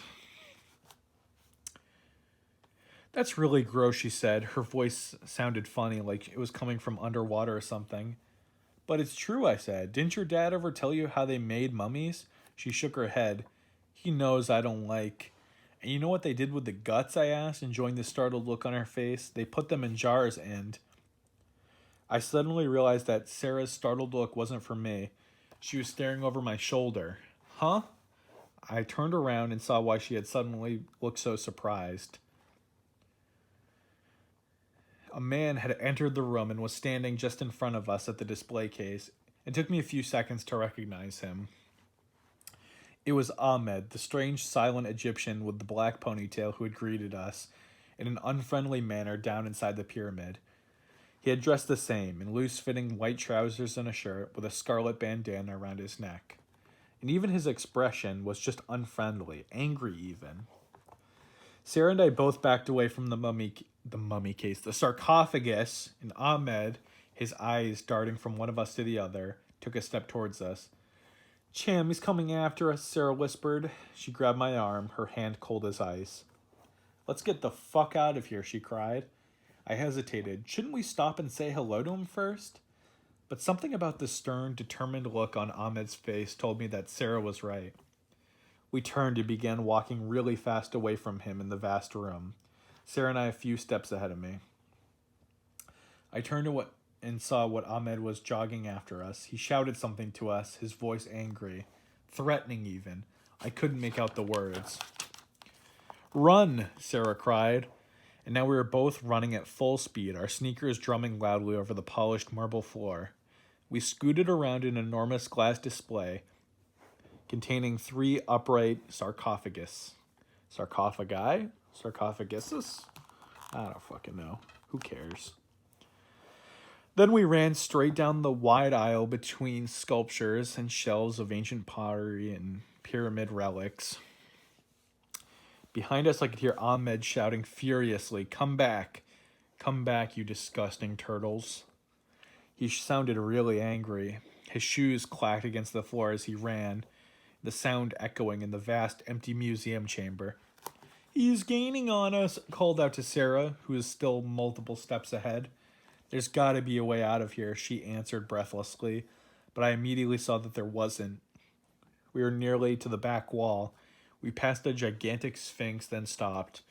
There was nowhere to go. No doorway, no exit, a solid granite wall. We both turned and saw Ahmed's eyes grow wide with triumph.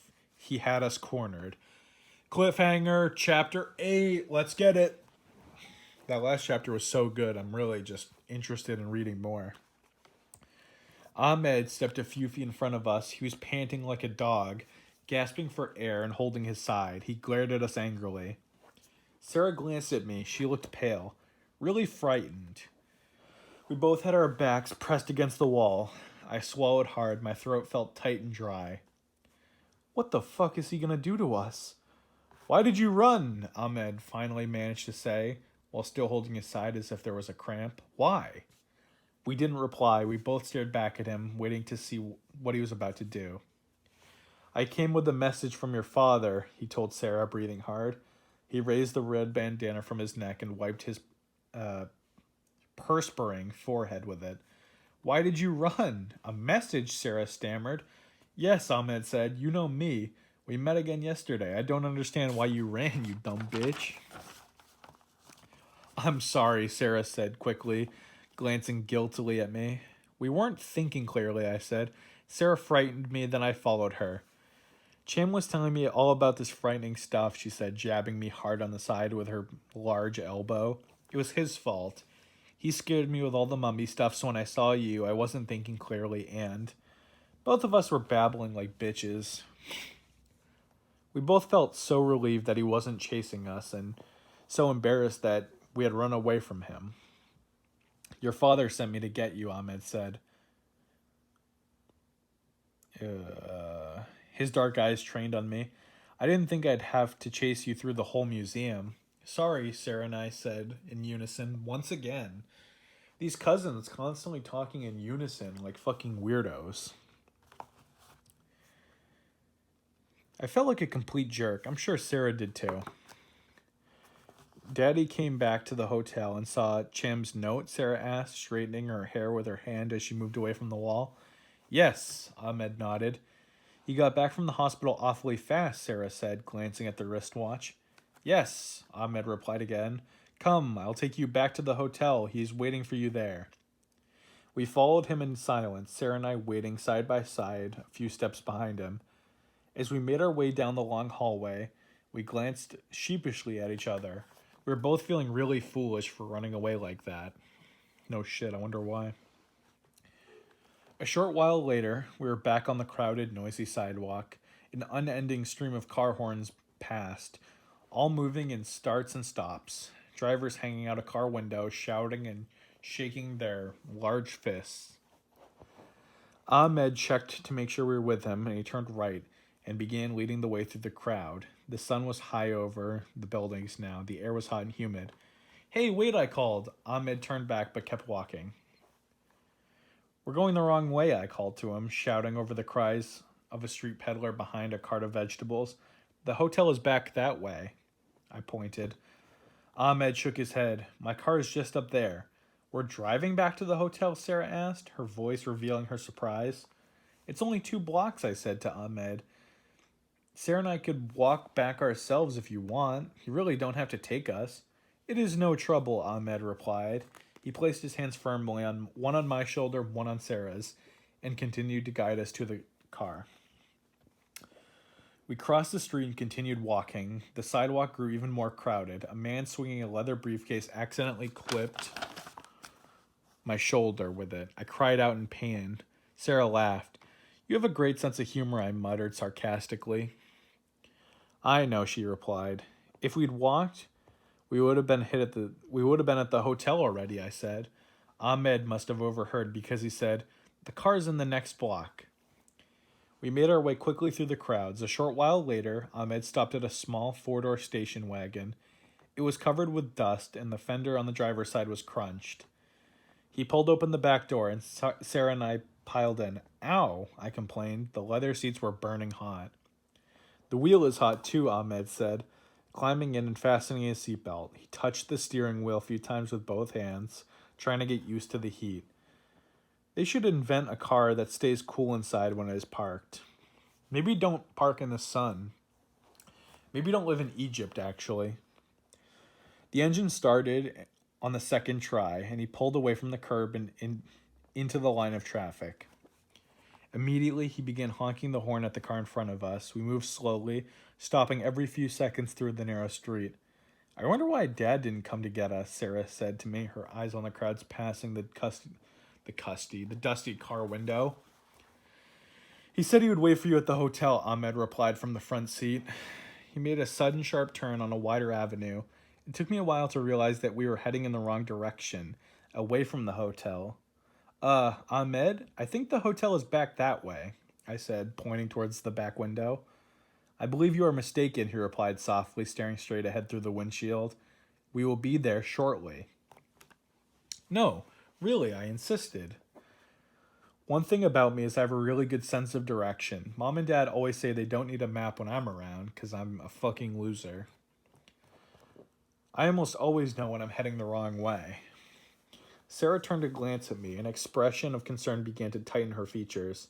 Settle back and enjoy the ride, Ahmed said, staring at me through the rearview mirror. Have you fastened your seatbelts? Better do it right now. He had a smile on his face, but his voice was cold. His words sounded like a threat. Ahmed, we've gone too far, I insisted, starting to feel really afraid. Outside the window, the buildings were lower, more run down. We seemed to be heading away from the downtown area. Just settle back, he replied with growing impatience. I know where I'm going. Sarah and I exchanged glances. She looked as worried as I did.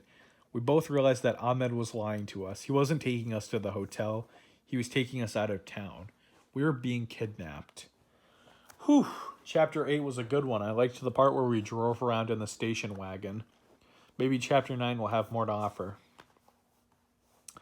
Seeing Ahmed's eyes on me in the rearview mirror, I fiddled with the seatbelt, pretending to fasten it.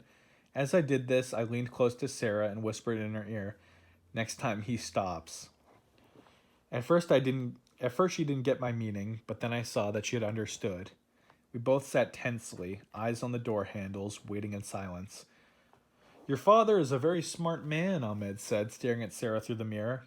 I know, she replied with a tiny voice. The traffic slowed, then stopped. Now, I screamed. We both grabbed for our door handles. I pushed my door open and flung myself out of the car. Horns were honking in front of me and behind me. I could hear Ahmed's surprised shout.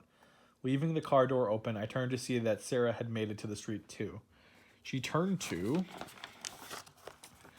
me and slammed her door shut, her eyes wide with fear. Without a word, we started to run. The car horn seemed to grow louder and louder as we headed to the narrow side street.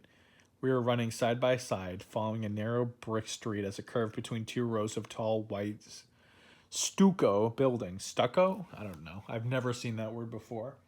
I'm something of a wordsmith myself. I feel like a rat in a maze, I thought. Great analogy there, dipshit. The streets grew even narrower, then emptied in a wide circle filled with small market of fruit and vegetable stands. Is he following us? Sarah cried a few steps behind me now. I turned back and searched for him, my eyes darting through the small crowd attending the market. I saw several people in flowing white robes. 2 women entered the market dressed in black, carrying a basket loaded high with bananas. A boy on a bicycle swerved to keep from running into them.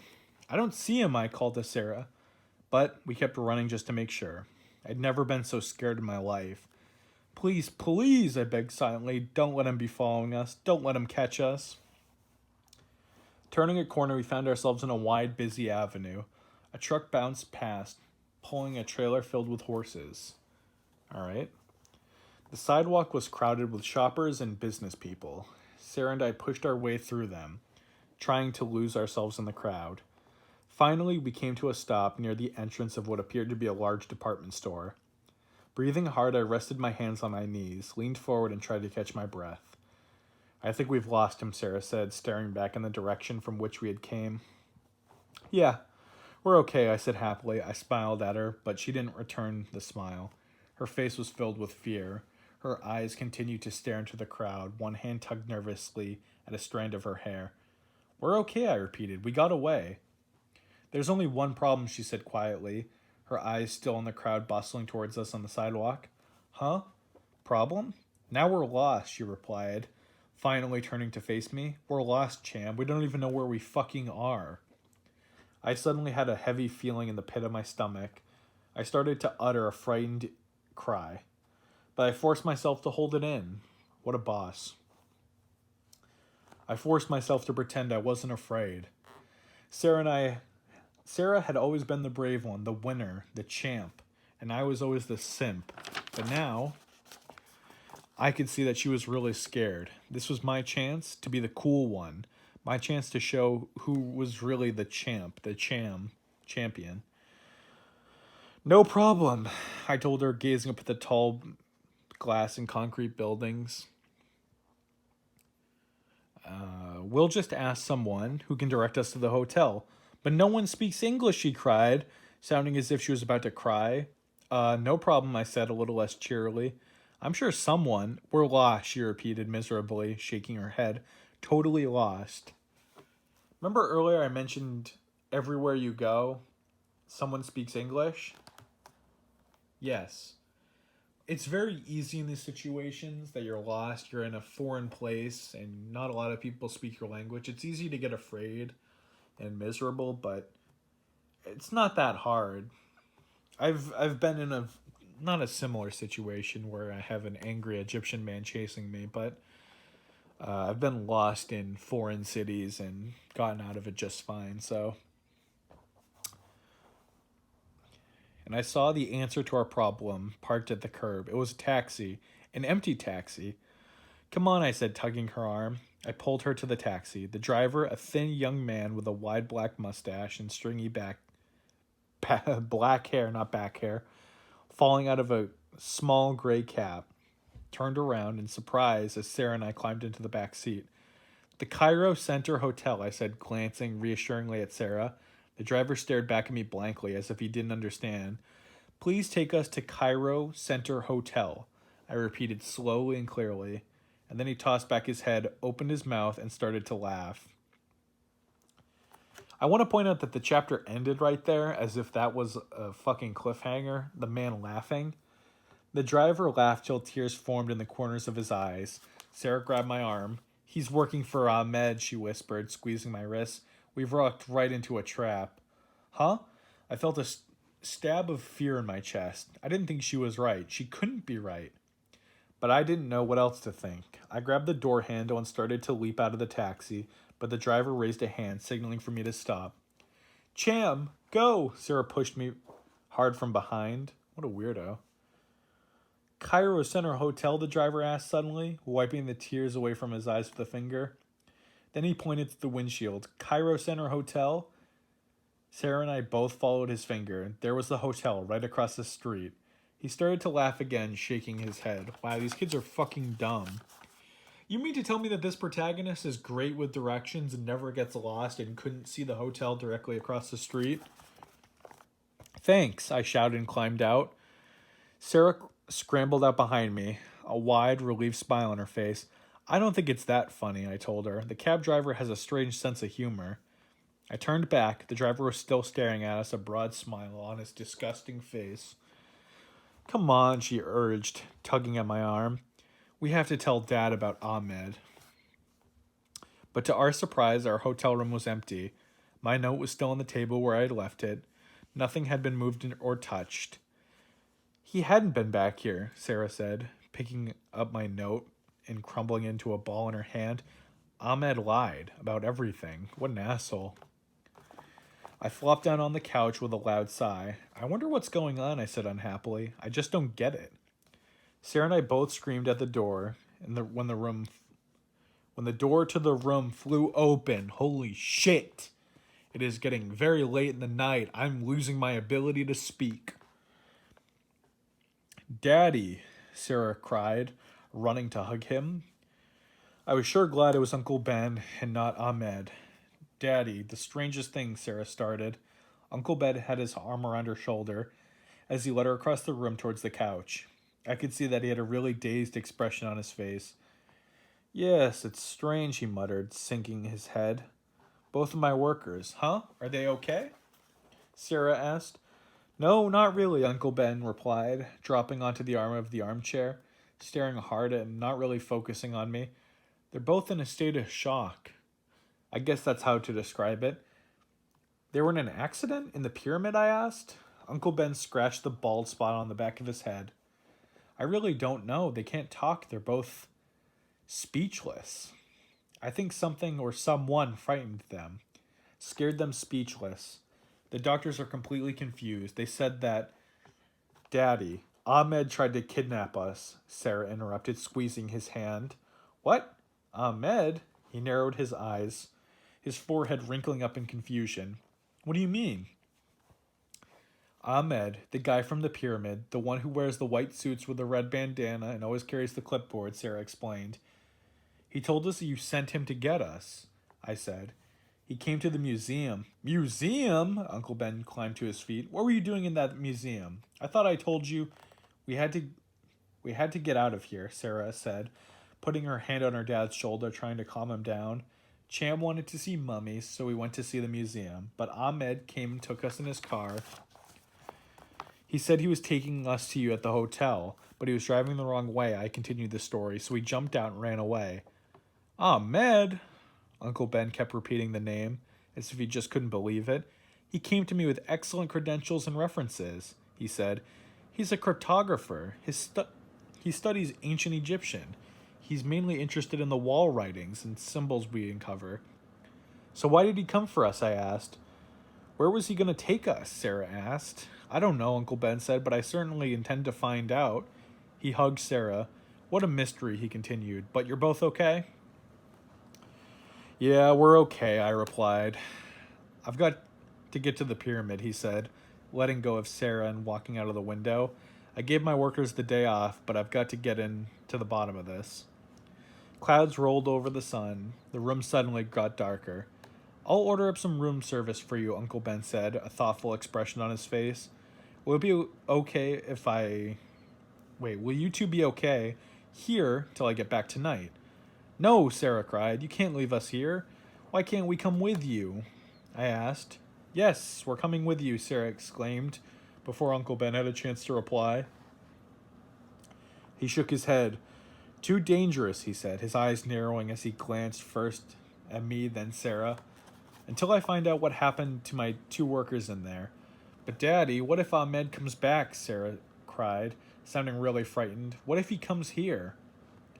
Uncle Ben scowled. Ahmed, he muttered. Ahmed. You can't leave us here, Sarah repeated. Uncle Ben stared out of the window at the darkening sky. I guess you're right, he said finally. I guess I have to take you two with me. Yes, Sarah and I both cried, relieved. But you have to promise to stick close, Uncle Ben said sternly, pointing his finger at Sarah. I mean it. No wandering off, no more practical jokes. I realized I was seeing a whole new side of my uncle. Even though he was a well-known scientist, he had always been the jolly practical joker of the family. But now, he was dead fucking serious. No more jokes until the frightening mystery was cleared up. We had sandwiches downstairs in the hotel restaurant, then drove through the desert to the pyramid. Heavy clouds rolled across the sun as we drove, casting shadows over the sand, coloring the desert. Darkly in shimmering shades of blue and gray, before long the enormous pyramid loomed on the horizon, appearing to grow larger as we approached the empty highway. I remembered the first time I had seen it, just a few days before, such an amazing sight. But now, watching it through the car window, I only felt dread. Uncle Ben parked the car near the low entrance he had discovered behind the pyramid. As we stepped out, the wind whipped at the ground, tossing the sand up, whirling it around our legs. Uncle Ben raised a hand to stop at the tunnel entrance. Here, he said. He reached out into his supply pack and pulled out equipment for Sarah and I. Clip this on. He handed each of us a beeper. Just push the button and it'll beep me, he said, helping me clip mine to the belt of my jeans. It's like a homing device. If you push the button, it sends electronic signals to the unit I'm wearing. Then I can track you down, following the sound levels, of course. I don't expect you to use it, because I expect you to stay close to me. He handed us flashlights. Watch your step, he instructed. Keep the lights down at your feet, a few yards ahead of you on the floor. We know, Dad, Sarah said. We've done this before, remember? I mean, the first time Cham nearly fucking died, so I don't say you've got it. Just follow instructions, he said sharply, and turned into the darkness of the pyramid opening. I stopped at the entrance and pulled out my little mummy hand, just to make sure I still had it. What are you doing with that? Sarah asked, making a face. It's my shitty good luck charm, I said, slipping it back into my pocket. She groaned and gave me a playful shove into the pyramid entrance. A few minutes later, we were once again making our way carefully down the long rope ladder and into the first narrow tunnel. Uncle Ben led the way, the wide circles of light from his flashlight sweeping back and forth across the tunnel ahead of him. Sarah was a few steps behind him, and I walked a few steps behind her. The tunnel seemed narrower and lower this time. I guess it was just my mood. Gripping the flashlight tightly, keeping the light aimed down, I dipped my head to keep from hitting the low curved ceiling. The tunnel bent to the left, then sloped downhill where it split into 2 paths. We followed the one to the right. The only sound was that of our shoes scraping against the sandy, dry floor. Uncle Ben coughed. Sarah said something. I couldn't hear what it was, though. Why even bother mentioning it? I had stopped to shine my light on a bunch of spiders on the ceiling, and then 2 of them had walked several yards ahead of me. Following my light as it moved over the floor, I saw that my sneaker had become untied once again. Holy shit! Again with the fucking untied shoes. At what point do you invest in shoes that don't have fucking laces? Oh man, not again. That's what I'm saying, Cham. I stopped to tie it, setting the flashlight on the ground beside me. Hey, wait up, I called. But they had started to argue about something, and I don't think they heard me. I could hear their voices echoing loudly down the long, twisting tunnel, but I couldn't make out any of their words. I hurriedly double knotted the shoelace, grabbing the flashlight and climbed to my feet. Hey, wait up! I shouted anxiously. Where had they gone? I realized that I couldn't hear their voices anymore. This can't be happening to me. Again, I thought. Hey, I shouted, cupping my hands over my mouth. My voice echoed down the tunnel, but no voices called back. Wait up! Typical, I thought. They were so involved in their argument, they forgot all about me. I realized that I was now more angry than frightened. Uncle Ben had made such a big deal about sticking close together, and then he walked out and left me alone in the tunnel. Hey, where are you? I shouted. No reply. End of chapter. Chapter 11, motherfuckers. Beaming the light ahead of me on the floor, I ducked my head and began jogging, following the tunnel as it curved sharply to the right. The floor began to slope upwards. Hold on. Sorry about that. I just heard someone trying to kick my door in.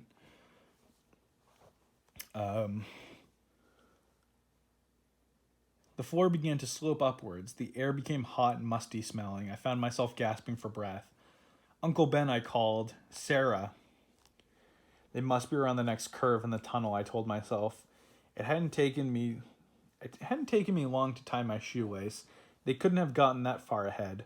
Hearing a sound, I stopped and listened. Silence now. Was I starting to hear things? I feel like often in scary situations, especially ones just devoid of sound, we often imagine sounds, which is kind of hard to believe.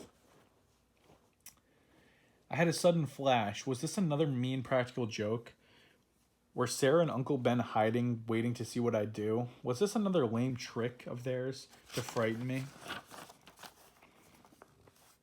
It could be. Uncle Ben, I knew, could never resist a practical joke.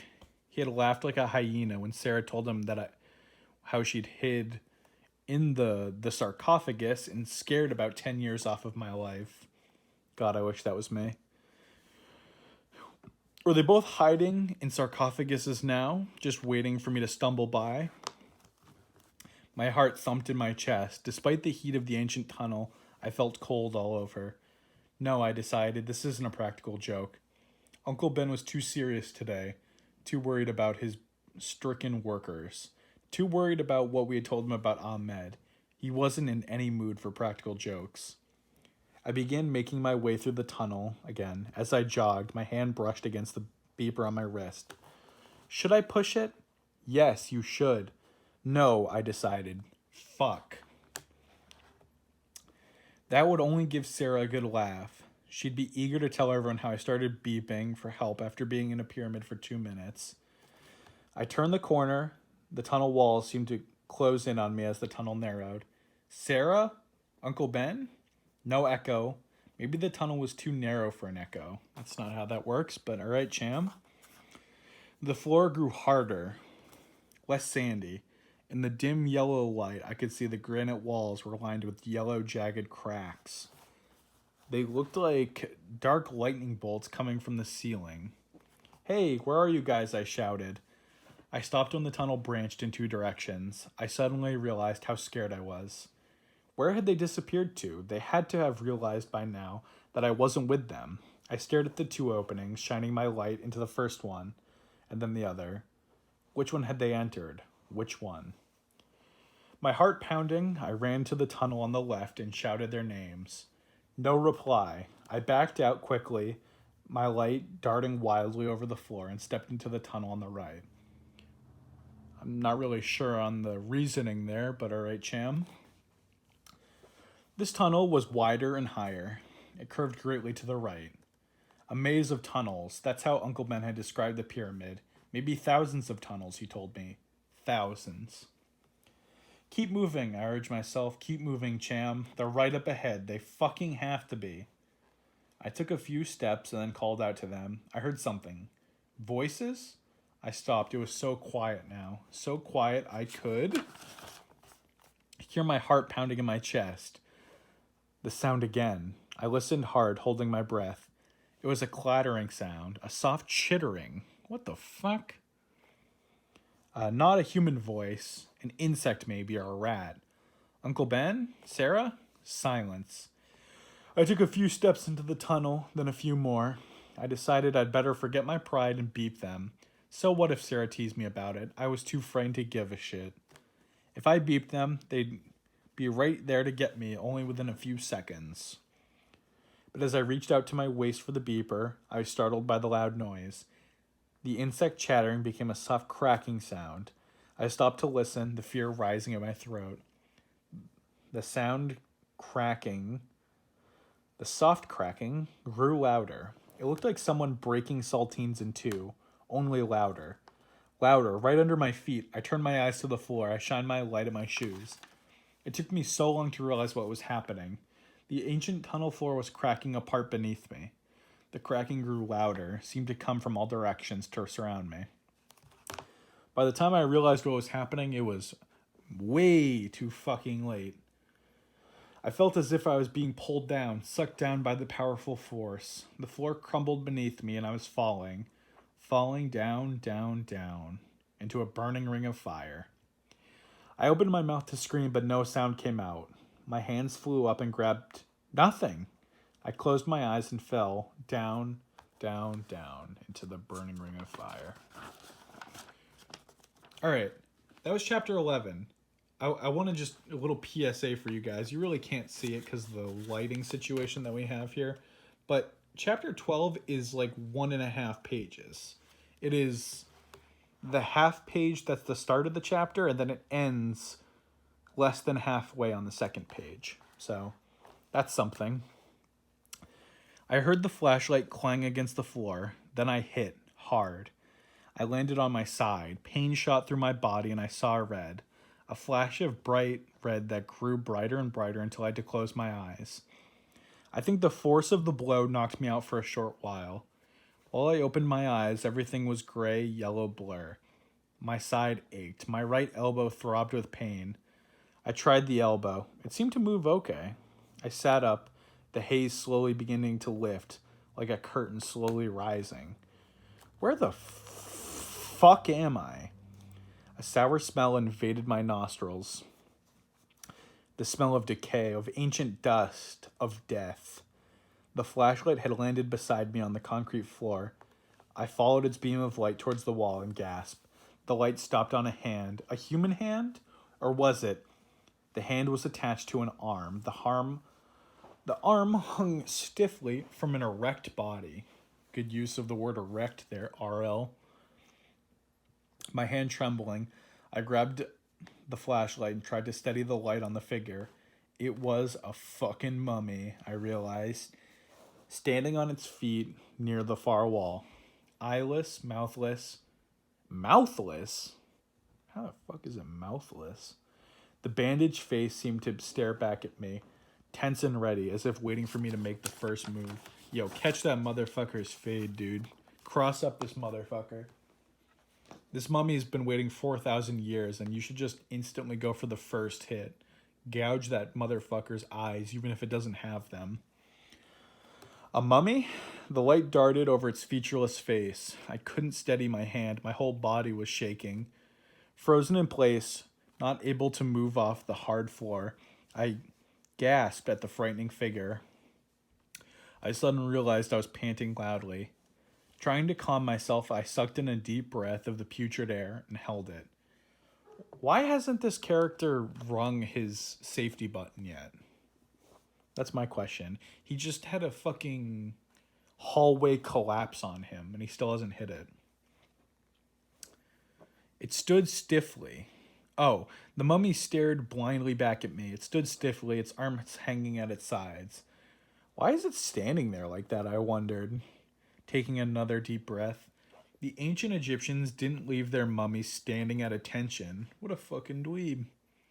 Realizing that it wasn't moving forward to attack me, I began to feel a little calmer. Easy, Cham, easy, I said aloud, trying to steady the flashlight I gripped so tightly in my forceps. I coughed. The air was so fucking foul, so old. Groaning and moaning from the pain in my side, I climbed back to my feet and began rapidly shining my shoes back and forth beyond the silent, faceless mummy. I was in an enormous, high-ceilinged chamber, much bigger than the chamber Uncle Ben's workers had been digging in, and much more cluttered. Wow, I uttered a low cry as the pale light of the flashlight revealed an amazing scene.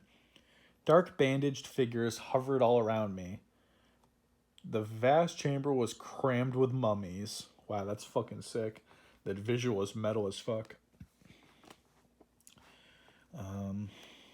In the unsteady light, their shadows seemed to reach towards me. Shuddering, I took a step back. I moved the light slowly over the strange, hideous scene. The light burned through the shadows, revealing the bandaged arms, torsos, legs, covered faces. There were so fucking many of them. There were mummies leaning against the wall, mummies lying on stone slabs, mummies' arms crossed over their chest, mummies leaning at odd angles out in front of them like Frankenstein monsters. Against one wall stood a row of sarcophaguses, their lids propped open. I turned, following the arc of my light. I realized that my fall had dropped me in the center of the room. Behind me, I could make out the amazing array of equipment. Strange, prong-like tools I had never seen before. Tall stacks of cloth, gigantic clay pots and jars. Easy, Cham, easy. Whoa, breathe slowly. Hang 10, dude. I took a few reluctant steps closer, trying to hold the flashlight steady. A few more steps.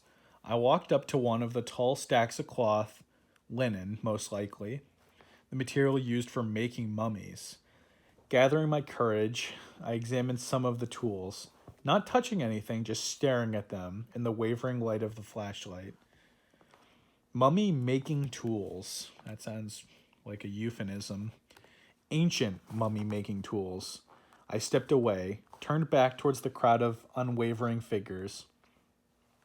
My light traveled across the room and came to rest on a dark square area on the floor. Curious, I moved closer, stepping around twin mummies lying on their backs, their arms crossed over their chest. Whoa, easy, Gabe.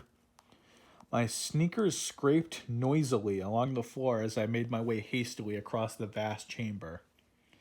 The dark square on the floor was nearly the size of a swimming pool. I bent down at its edge to examine it more closely.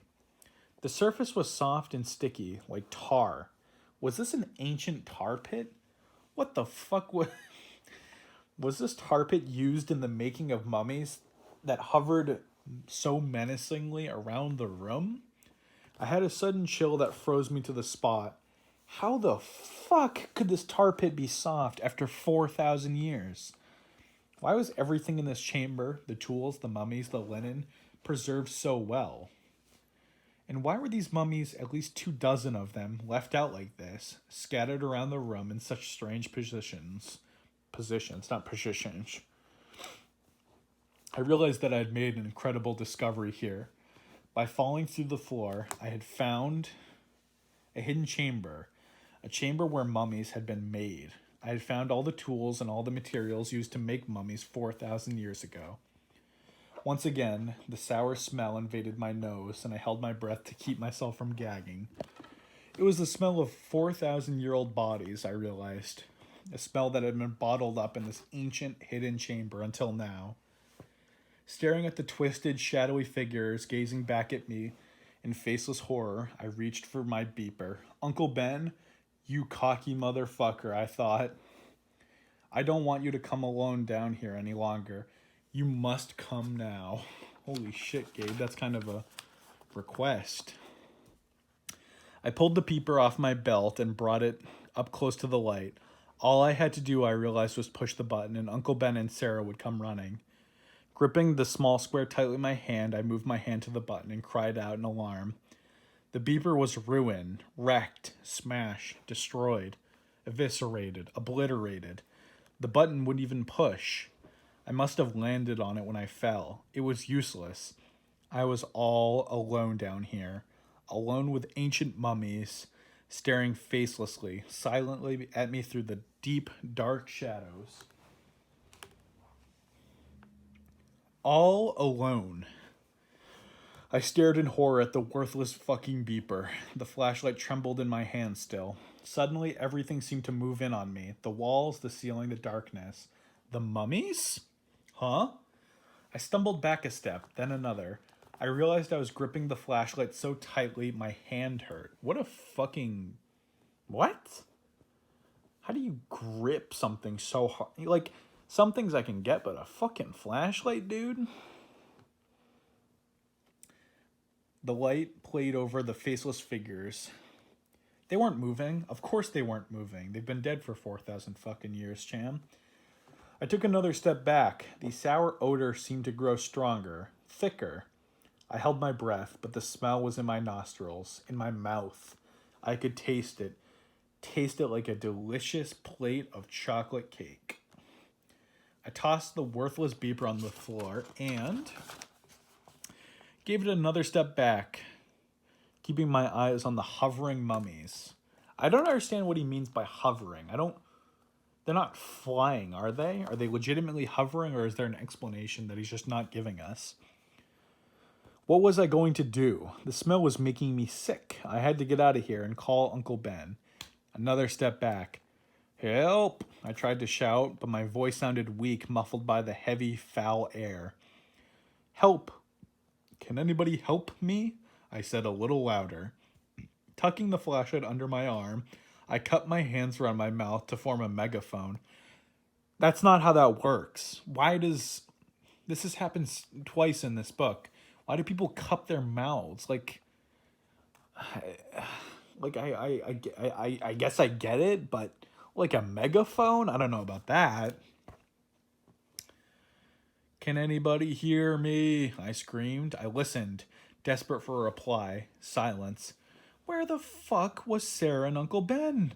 Why couldn't they hear me? Why weren't they looking for me? Help! Somebody please help! I screamed so loud as I could, tilting my head up to the hole in the ceiling, the hole I had fallen through. Can't anybody hear me? I shrieked. I could feel the panic grip in my chest, freeze my legs. The panic swept over me, wave after wave after wave. Help! Somebody help! Please! I took another step back, and something crunched under my huge fucking feet. I uttered a high-pitched yelp and stumbled forward. Whatever it was slithered away. I exhaled loudly, a long sigh of relief, and then I felt something brush against my ankle. I cried out. The flashlight dropped from under my arm. It clattered noisily on the floor. The light went out. Holy shit, Cham, you fucking idiot. Again, something scraped silently against me, something hard. Well, I don't like where this is going. I heard soft, scrabbling sounds down on the floor. Something snapped at my ankle. I kicked hard, but hit only air. Oh, help! There were creatures down here, and a metric fuck ton of them. But what were they? Again, something slapped my ankle, and I kicked wildly. Frantically, I bent down, grabbing for the flashlight in the darkness, and touched something hard and warm. Oh boy, I don't like where this is going one bit. I jerked my hand up with a startled cry. In the darkness, groping for the flashlight, I had the feeling that the entire floor had come to life. The floor was moving in waves, rolling and tossing. Something beneath me. Finally, I found the fucking flashlight. I grabbed it up in my trembling hand, climbed to my feet, and struggled to turn it back on. As I stepped backwards, something slid against my leg. It felt real hard. And prickly. I heard clicking sounds, snapping. Creatures bumping into each other. Panting loudly, my chest heaving, my entire body gripped with terror. I jumped up, tried to dance away as I fiddled with the flashlight. Something crunched loudly beneath my sneaker. I danced away, hopping over something that scuttled between my toes. Finally, my light flickered on. My heart thudding, I lowered the yellow beam of light to the floor, and I saw them scrabbling, snapping creatures. Scorpions! I had stumbled into a disgusting nest of them. Oh, help! I didn't recognize the tiny, frightened voice as I cried out. I didn't even realize I had cried out. The light darted over the slithering creatures, their tails raised, ready to attack, their claws snapping silently as they moved. crawling over to each other, slithering past my ankles. Somebody please fucking help. I leapt back as a pair of their claws grabbed at the leg of my jeans into another one of the creatures whose tail snapped against the back of my sneaker. Struggling to escape from the poisonous creatures, I tripped. No, God, please, no! I couldn't save myself. I started to fall. My hands shot out, but there was nothing for me to grab onto. I was about to plunge right into the fucking middle of them. No! I uttered a frantic cry as I toppled forward and felt two hands grab me by my shoulders from behind. I wonder who it is. A mummy, I thought. Yeah, that's definitely it, Cham. My entire body convulsed with fear. The scorpion snapped and scrabbled at my feet. The strong hands gripped my shoulders, pulled me hard. The ancient bandaged hands. I couldn't breathe. I couldn't think. Finally, I managed to spin around. Sarah, I cried. She gave me one more tug. We both stumbled backwards, claws snapping up at us. Sarah, how? We moved together now, making our way to the center of the vast chamber. Safe. Safe from the putrid, disgusting nest of snapping scorpions. Save your life, she whispered. Yuck. Those are gross. I mean, I don't know why you gotta be mean to nature, dude. That's not very cool. Tell me about it, I said weakly, like a little bitch. I could still feel those hideous creatures sliding across my naked ankles. Still feel them slithering between my legs, kissing my thighs. I don't think I'll ever forget that crunching sound. Wait, what are you doing down here? Sarah cried impatiently as if scolding a child. Dad and I have been looking everywhere for you. I pulled her even farther from the scorpions into the center of the chamber. How did you get down here? I cried, struggling to calm my breath and struggling to stop from the pounding in my chest. She pointed with her flashlight to the tunnel at the corner that I hadn't seen. Dumbass. I was searching for you. Dad and I have gotten separated. Do you believe it? He stopped to talk to a worker, and I didn't realize it. By the time I turned back, he was gone. Then I saw a light moving around here. I thought it was Dad. You got lost too? I asked, wiping beads of cold sweat from my forehead with the back of my hand. Why didn't you wait up for me? I demanded angrily. I called out to you, and then you just disappeared. We didn't hear you, she replied, shaking her large forehead. I was really glad to see her, but I hated the way she was looking at me, like I was some kind of hopeless idiot. I mean, Cham, you realistically are. I guess we got involved in our argument. We thought you were right behind us, then we turned around and you were gone. She sighed and shook her head. What a day. Yeah, what a fucking day, dude. You guys are gonna die. What a day, I cried shrilly. What a day. Yeah, there we go. Cham, why did you do that? She demanded. You know we were supposed to stay close together. Hey, it wasn't my fucking fault, I insisted angrily. Dad is so mad, Sarah said, shining her light in my face. I raised my arm to shield my eyes. Again, with the shielding of the eyes. Cut it out, I snapped. He won't be mad when he sees what I've discovered. Look. I shined my light onto a mummy crouching near the tar pit, then moved it to another mummy. This one was lying down. Then to a row of sarcophagus that lined the wall. Wow, Sarah mouthed to herself silently. Her eyes grew wide with surprise. Yeah, wow, I said, starting to feel a little more like normal. The chamber is filled with these fucking mummies. And there are all kinds of tools and cloth and everything you need to make a mummy. It's all in perfect shape, like it hasn't been touched in thousands of years. Like it hasn't been touched in 4,000 years, Cham. I couldn't hide my excitement, and I discovered it all, I added. You didn't do shit. Fuck off. This must be where they prepared the mummies for burial, Sarah said, her eyes darting from mummy to mummy. But why are some of them standing like that? I shrugged. Beats me. She walked over to admire the stacks of neatly folded linen. Wow, this is amazing, Cham. Outstanding. Again, with the fucking outstanding. R.L. Stein, who the fuck says outstanding this much? I agreed, and if I hadn't stopped to tie my sneaker, I never would have discovered it. You're gonna be famous, Sarah said, a smile spreading across her face. Thanks to me saving your life. Sarah, I started, but she was moving across the room and was admiring one of the upright mummies close up. Wait till Daddy sees all this, she said, suddenly sounding as excited as me. We have to call him, I said eagerly. I glanced back at the scorpion nest and felt the chill of fear tighten at the back of my neck. People were so tiny back then, she said. All right, I mean, you're just built different, I guess. Look, I'm taller than this one. Sarah, use your beeper, I said impatiently, walking over to her. Yuck, there are bugs crawling in this one's face, she said. Stepping back and lowering the light, she made a disgusted face. Yucky. Yucky. Come on, use your beeper. Come on, call Uncle Ben. Come on. I said. I reached for the beeper on her waist. All right, pervert. But she pulled away. Okay. Why didn't you use yours, dumbass? She eyed me suspiciously. You forgot about it, didn't you, Cham? She accused. No way, I replied sharply. Mine broke when I fell into this place. She made a face and pulled her beeper off her belt loop. I shined my light on it as she pushed the button. She pressed it twice, just to make sure, then clipped it back onto her jeans. We stood with our arms crossed, waiting for Uncle Ben to follow the radio signals and find us. It shouldn't take him long, Sarah said, her eyes on the tunnel in the corner. He wasn't that far behind me.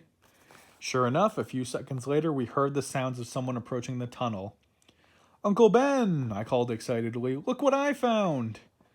Sarah and I both started to run to the tunnel, our lights zigzagging on the low entrance. Dad, you wouldn't believe, Sarah started. She stopped when the stooped figure leaned out of the darkness and straightened up. We both gasped in horror, our flashlights making his mustached face glow eerily. It's Ahmed, Sarah cried, grabbing my thigh. Oof.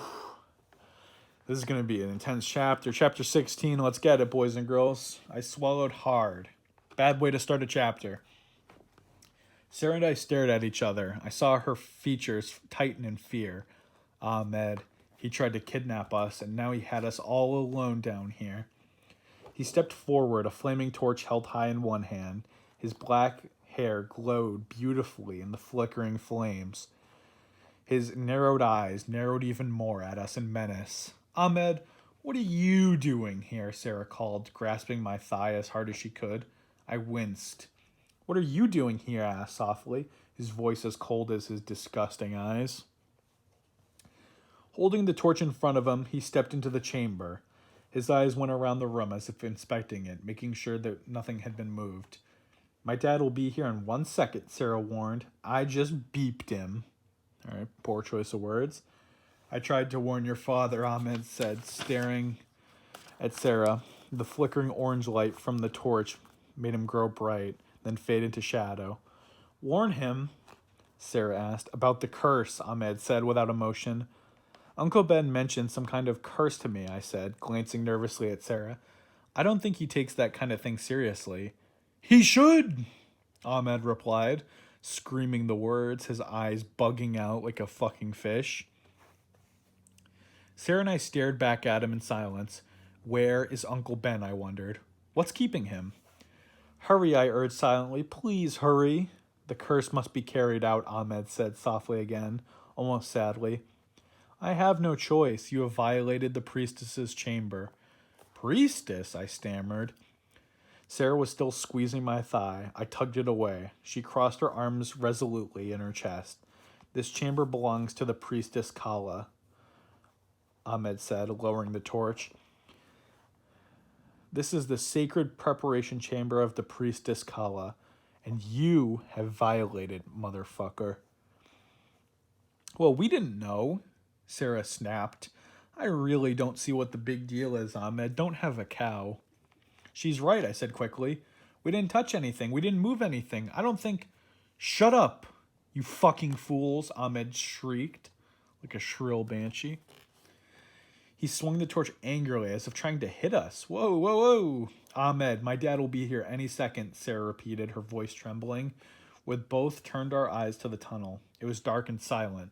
No sign of that lazy fuck Uncle Ben.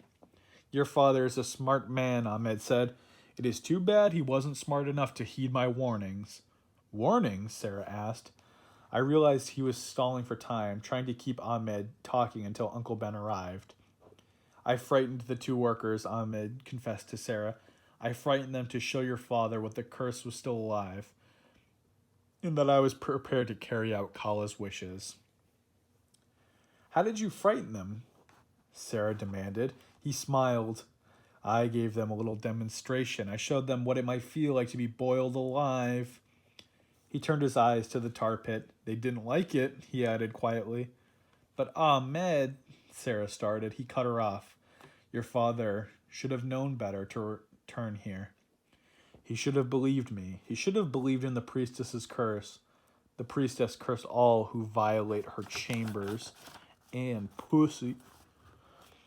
But come on, you don't really believe I started. He raised his torch menacingly. It was decreed by Kala more than 4,000 years ago that the sacred chamber would not be violated, he cried like a little baby, gesturing with his torch, leaving a trail of orange light around in the darkness.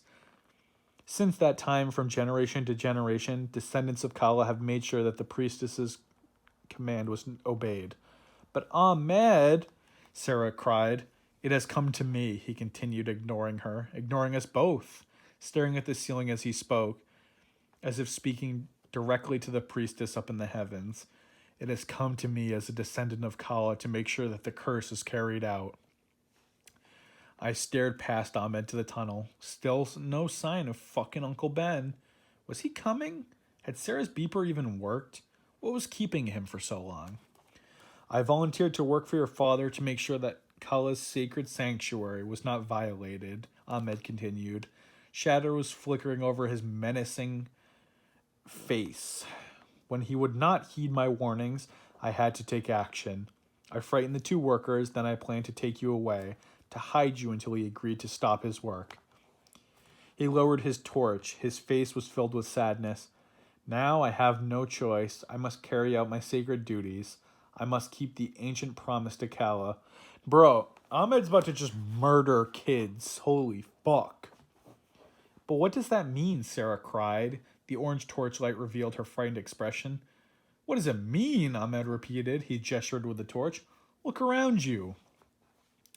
We both turned and glanced quickly around the chamber, but we didn't understand. The mummies, he explained, but we still didn't understand. What about the mummies? I managed to stammer. They were all violators of the priestess's chamber, Ahmed revealed. The thin smile that formed on his face could only be described as a proud smile. You mean they're not from ancient Egypt? Sarah cried, raising her hands in horror to their faces. A few of them, Ahmed replied, still smiling that frightening, wet smile. A few of them were ancient intruders, some of them quite recent, but they all have one thing in common. They all became victims to the curse. They were all the mummies. And all the mummies... Oh, I'm so sorry, everyone. They were all mummified alive. No! I screamed without realizing it. Ahmed ignored my terrified outburst. I did that one myself, he said, pointing to a mummy, standing stiffly at attention at the edge of the tar pit. Oh, how awful, Sarah cried, her voice trembling. I don't think that's what I would say in this situation. Oh, gee, how awful. I stared hopefully at the tunnel opening behind Ahmed, but there's still no sign of Uncle Ben, bro. Uncle Ben gave up on his daughter and nephew. He gives zero fucks. Today, I must go to work again, Ahmed announced. Today, there will be new mummies, new trophies for Kala. You can't do that. Oh, you can't do this to me, Sarah shrieked. I grabbed her hand. To my horror, I understood perfectly now. I understood why some of the mummies were in such good condition. They were new. All of the tools, the tar, the linen, they had been used by descendants of Kala, descendants like Ahmed. This is like JoJo's Bizarre Adventure. Since the time of Kala, anyone who had entered the chamber we were now standing in, had been mummified, alive. And now Sarah and I were about to become mummies too. Ahmed, you can't, Sarah cried. She let go of my hand and balled her hands into angry fists at her side. It's the will of Kala, he replied. He replied softly, his dark eyes glowing in the light of the torch. I saw a long bladed dagger appear in his free hand. The blade caught the light from the torch. Sarah and I both took a step back as Ahmed began moving towards us with a quick, determined strides. All right. Chapter 17. You guys ready for this? Write in chat if you've made it this far in the book. I really want to know who actually gives a shit about this. Say something like, hey, I made it to chapter 17, Kyle. And I'll know that you're a real one. We're actually almost done with this book, thankfully. I'm getting very tired, so that's why I say thankfully. As Ahmed approached, Sarah and I shrank back to the center of the chamber. Run, I thought. We can run away from him. My eyes searched frantically for a place we could escape through, but there was no way out. The tunnel in the corner appeared to be the only opening, and we'd have to run right past Ahmed to get to it. Sarah, I saw, was frantically pressing the beeper at her waist. She glanced at me, her features tight with fear. Yow! I cried out as I suddenly backed into someone. I turned and stared into the bandaged face of a mummy. With a loud gasp, I lurched away from it. Let's make a run for the tunnel, I whispered. To Sarah. My throat dry and tight. Yo, same, boss. I could barely make myself heard. He can't get both of us. Bro, you're about to just sacrifice your fucking cousin. Sarah stared back at me confused. I don't know if she heard me or not.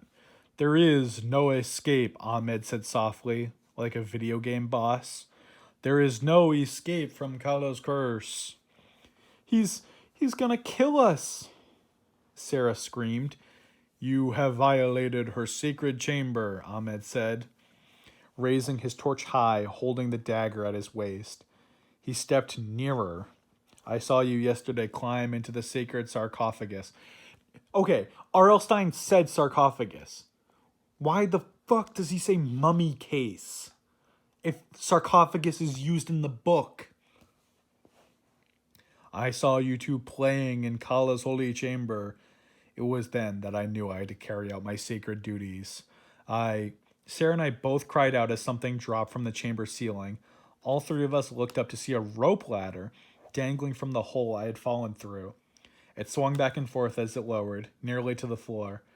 Are you down there? I'm coming down, Uncle Ben shouted, like a hero. Uncle Ben, you fucking idiot! No, I screamed. But he was already moving down the ladder, making his way down quickly, the ladder steadying upon its weight. Halfway down, he stopped and peered into the chamber. What the fuck? He cried, his eyes roaming over the amazing scene. I would not use the word amazing here. And then he saw Ahmed. Ahmed, what are you doing here? Uncle Ben cried out in surprise. He quickly lowered himself to the floor, jumping down the last 3 rungs. What a boss. The last 3? Okay, pimp. Merely carrying out Kala's wishes, Ahmed said, his face expressionless now, his eyes narrowed in anticipation. Kala, the priestess? Uncle Ben wrinkled, his features in confusion. He's gonna kill us, Sarah cried, rushing up to her dad, throwing her arms around his waist.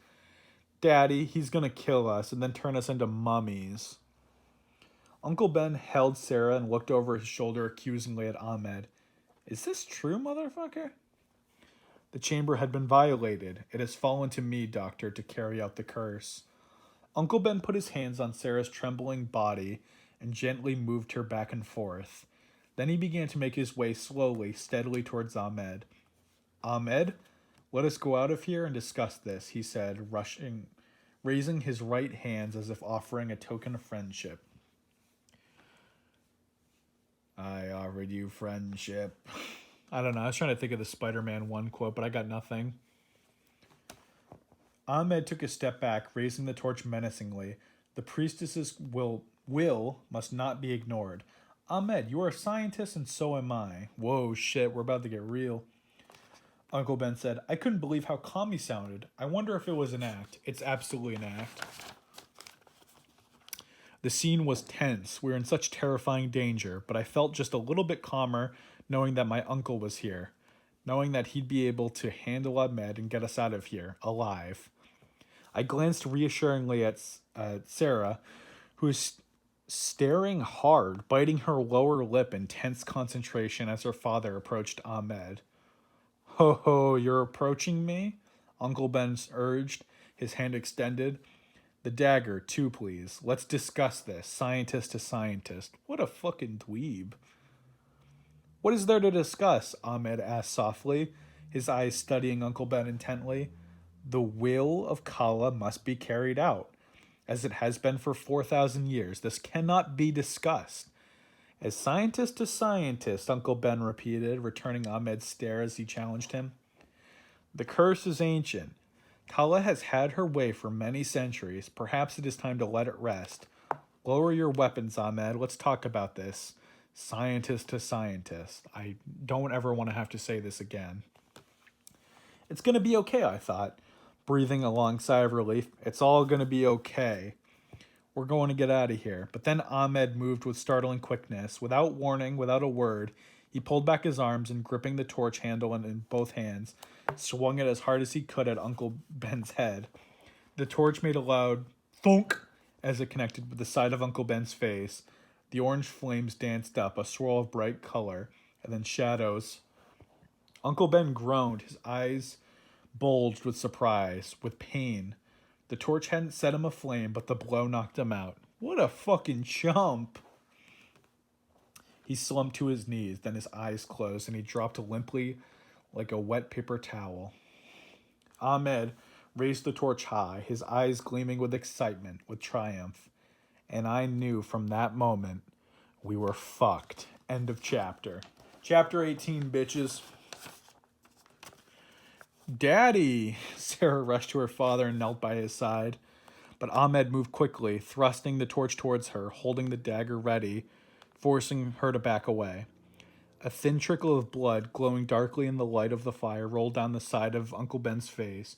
He groaned but didn't stir. Holy shit, dude. Uncle Ben's gonna die. Just like every other Uncle Ben that's ever existed. He's about to get murked. I glanced quickly at the mummies scattered around the room. It was hard to believe that we would soon be one of them. I thought of leaping at Ahmed, trying to knock him over. I imagined grappling the torch, swinging it at him, forcing him against the wall, forcing him to let us escape. But the blade of the dagger glowed, as if warning me to stay back. I'm just a kid, I thought. Yep. Thinking I could beat a grown man with a knife and a torch was just crazy. Very true. Crazy. The whole scene was crazy and terrifying. I suddenly felt sick. My stomach tightened and a wave of nausea crept over me. Let us go now, Sarah screamed at Ahmed. To my surprise, he reacted by swinging the torch and heaving it across the room. It landed with a soft plop in the corner of the tar pit. Instantly, the surface of the tar burst into flames. The flames spread, leaping up towards the chamber ceiling, until the entire square was aflame. As I stared in amazement at that cool sight, the tar popped and bubbled beneath the orange and red covering of flames. We must wait for it to boil, Ahmed said calmly, the shadows cast by the flames flickering across the face and clothing. The chamber grew thick with smoke, with pop smoke. Sarah and I both started to cough. Ahmed bent down and put his hands from under Uncle Ben's shoulders. He began to drag him across the floor.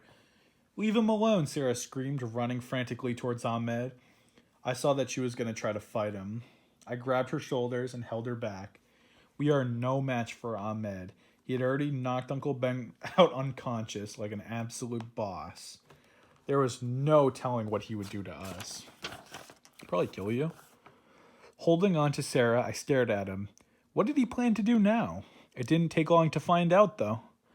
With surprising strength, he pulled Uncle Ben across the floor to one of the open mummy cases against the wall. He then hoisted... Oh, I said mummy cases. Sarcophagus. He hoisted him over his side and shoved him into the case. Sarcophagus.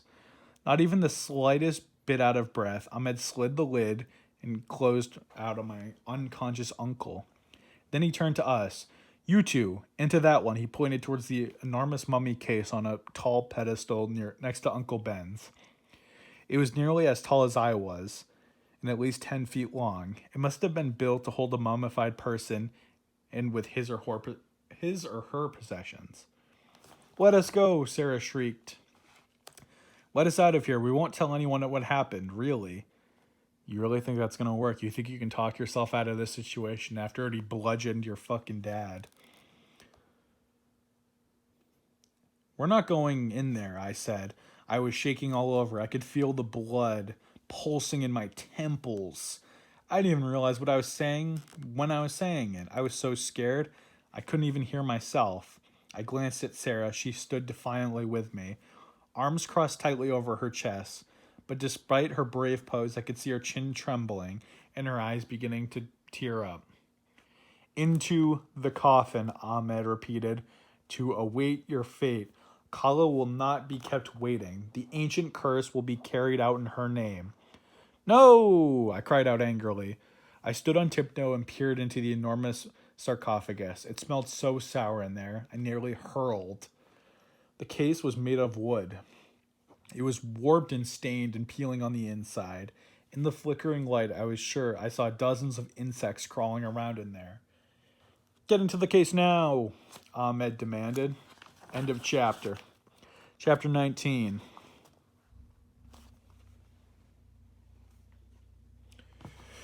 Whew, let's get this. Is there any... I don't think I have any coffee left. Let's find out. All right. I got some watered down coffee in my veins. Let's get it. Sarah climbed up over the side and lowered herself into the ancient sarcophagus. She always had to be first at everything, but this was one time I didn't mind. I hesitated, resting my hand over the rotting wood on the side of the case. I glanced at the case next to it, the case with Uncle Ben inside. It was carved of stone and with a heavy stone lid that was closed, sealing it up tight. Did Uncle Ben have any air in there? Did it matter? Was he able to breathe? Motherfucker is like dead unconscious. What do you mean, can he breathe?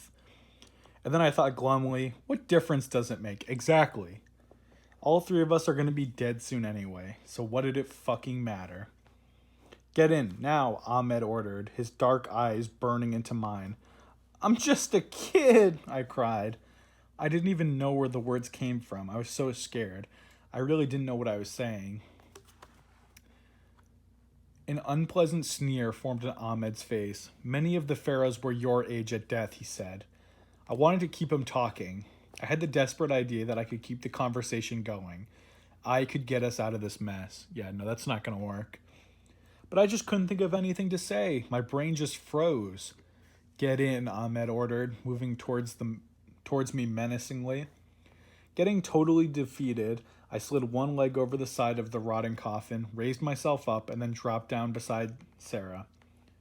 She had her head bowed and her eyes shut tight. I think she was praying, but she didn't even glance up, and that's when I touched her shoulder. The coffin lid began to slide over her. The last thing I saw were the red flames leaping up over the pit of tar. Jesus. Then the lid closed on us completely and put us in blackness. Cham, Sarah whispered a few seconds after the lid was closed. I'm frightened. For some reason, her confession made me snicker. She said it with such surprise, as if being frightened was a startling new experience. I'm too frightened to be frightened, I whispered back. She grabbed my cock and squeezed it. Her hand was even colder and clammier than mine. He's crazy, she whispered. Yeah, no, I think that's not really that shocking news.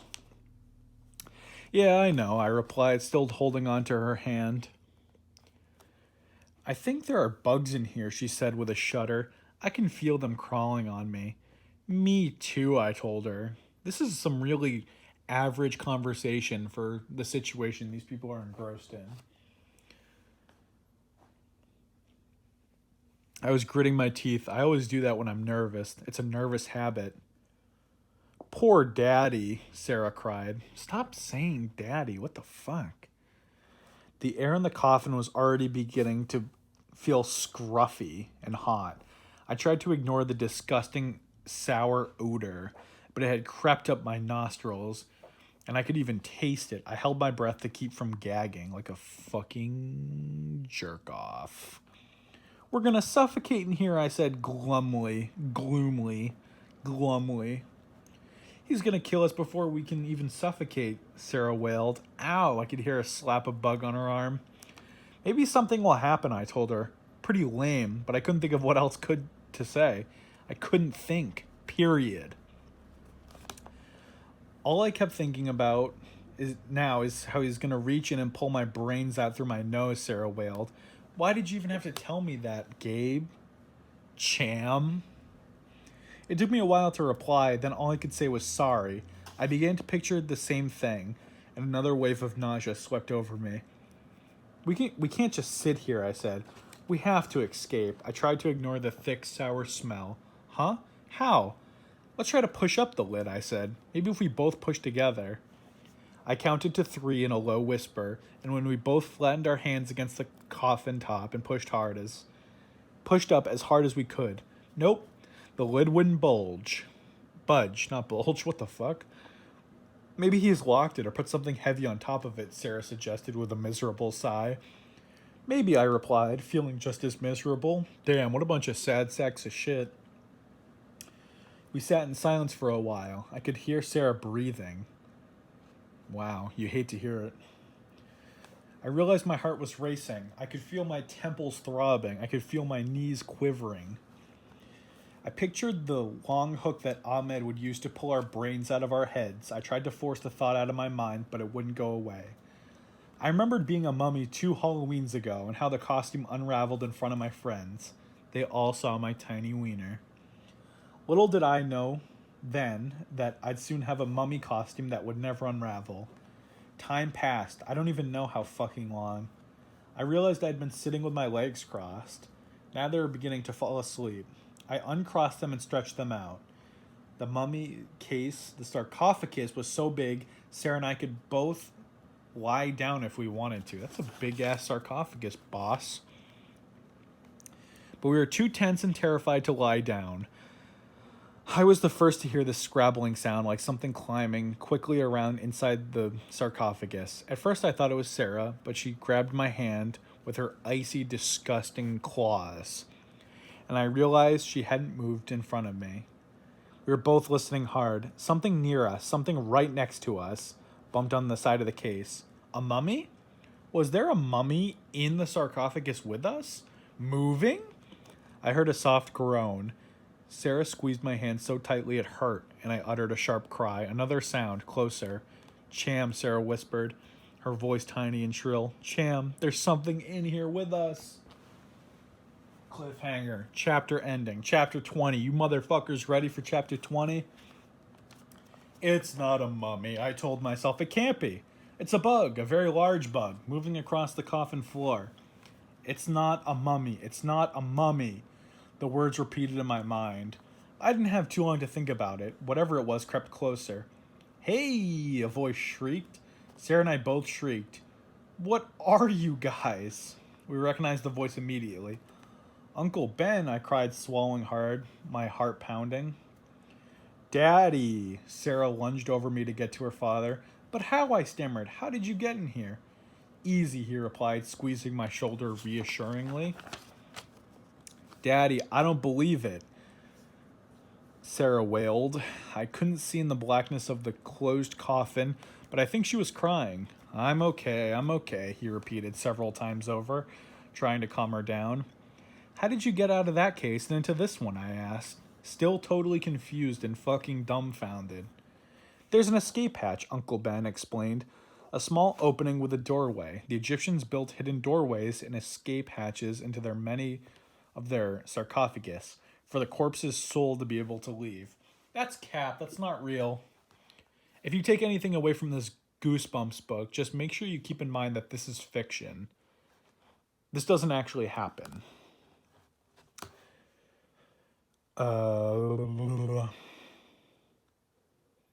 Wow, I said. I didn't even know what the fuck to say. Ahmed is so caught up in his ancient curse mumbo jumbo. He's forgotten about a little detail, Uncle Ben said. I felt his hand on my shoulder again. Come on, you two. Follow me. But he's out there, I started. No, Uncle Ben replied quickly. He slipped away. When I climbed out of my case, I looked for him. I didn't see him anywhere. Maybe he went somewhere else while he's waiting for the tar to get hot enough. Or maybe he's decided to just leave us in the mummy cases, sarcophagus, to suffocate. I felt a bug slither up my leg. I slapped at it, then tried to pull it from inside the leg of my jeans. Out we go, Uncle Ben said. I heard him groan and moan as he turned in the enormous coffin. Then I could hear him crawling up the back. I saw a small rectangle of light as he pushed open a hidden door in the back of the case. It was a very small escape hatch, but just enough for us to squeeze through. I followed Uncle Ben and Sarah out of the case, flattening myself to crawl out of the opening and then dropping on all fours like a dog on the chamber floor. It took a while for my eyes to adjust to the brightness. The red flames still danced over the pit of bubbling tar, casting eerie blue shadows on all four chamber walls. The mummies stood as before, frozen in a place around the room, shadows flickering over their faceless forms. As my eyes began to focus, I saw that Uncle Ben had an enormous, dark bruise on the side of his head. A wide ribbon of dried blood streaked down his cheek. Let's get out of here, for fuck's sake, before Ahmed comes back, he whispered, standing between us, one hand on each of our shoulders. Sarah looked pale and trembly. Her lower lip was bleeding from chewing on it so hard. Uncle Ben started towards the rope ladder in the center of the chamber, but then it stopped. It'll take too long, he said, thinking out loud. Come on, to the tunnel, hurry. All three of us started jogging towards the tunnel. In the corner, looking down, I saw that my stupid shoelace had become untied again. Take your fucking shoes off at that point. But there's no way I was going to stop and tie it. We were just about to get out of there. A few seconds before, I'd given up on all my hopes. And now here we are, out of the mummy case, sarcophagus, and heading out to freedom. We were just a few yards in front of the tunnel entrance when the tunnel suddenly filled with orange light. Then from out of the tunnel, Ahmed emerged, holding a new torch in front of him. The flames revealed a startling look on his face. No! Sarah and I screamed in unison. Something about this book just loves shit happening in unison. All three of us skidded to a halt in front of him. You cannot escape, Ahmed said softly, quickly regaining his composure, his startled expression tightening to anger. You will not escape. He thrust the torch towards Uncle Ben, who was forced to fall backwards, out of reach of the hissing flames. He landed hard on his elbows and cried out in pain. What a fucking loser. His cry brought a grim smile to Ahmed's lips. You have made Kala angry, he announced, raising the torch above his head and reaching for the dagger sheathed at his waist. You will join the other violators of this chamber. Oh no, you will not join the other violators of this chamber. Whew! I breathed a sigh of relief. Ahmed had changed his mind. That's definitely what he's saying. He wasn't going to turn us into mummies after all. The three of you will die in the tar pit, he declared. Sarah and I exchanged horrified glances. Uncle Ben had climbed back to his feet and put his arms around us. Ahmed, can't we talk about this rationally as scientists, he asked.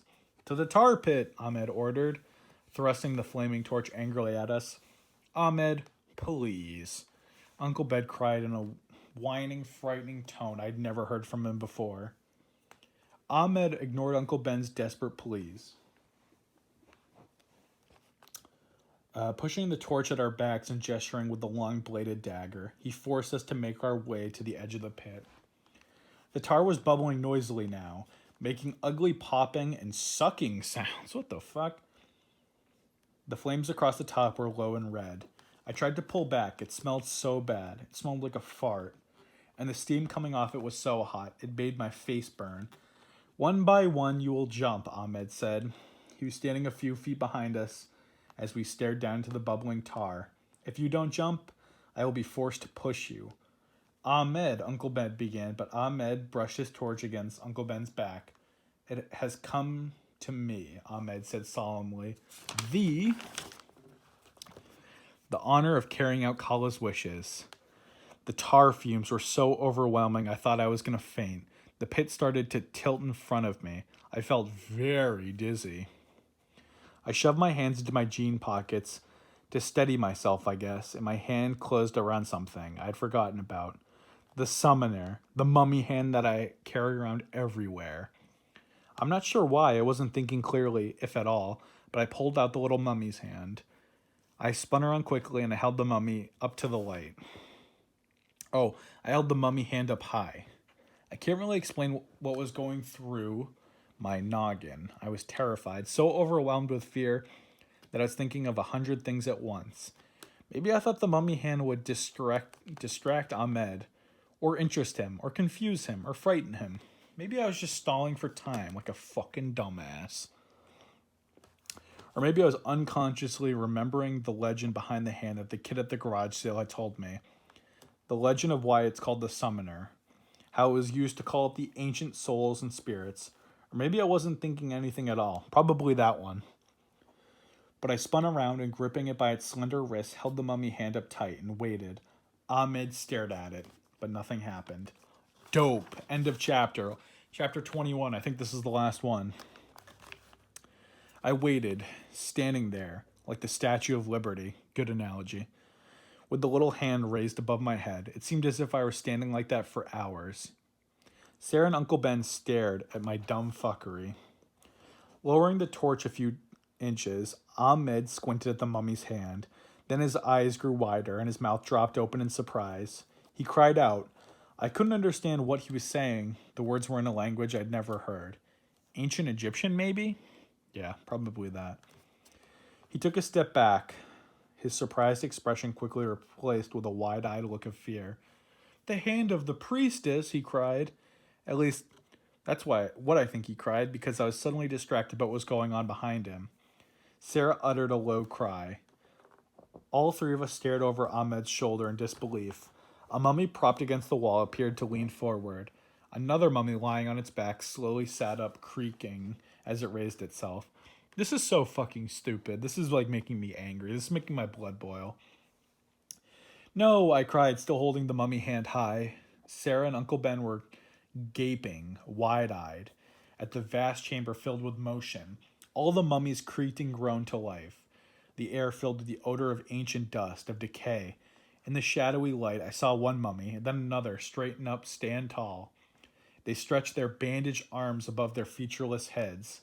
Slowly, painfully, staggering, moving stiffly, the mummies lumbered forward. I watched, frozen in amazement, as they climbed out of their sarcophagus, raised themselves from the floor, leaned forward, took their first slow, heavy steps, their muscles groaning, dust rising from the dry, dead bodies. They're dead, I thought. All of them. Dead. Dead for so many fucking years. But now they're rising up, climbing up from their ancient coffins, struggling towards us on their heavy, dead legs. Their bandaged feet scraped across the chamber floor as they gathered in a group. Scrape, scrape, scrape. A dry, shuffling sound I knew I'd never forget. Scrape, scrape.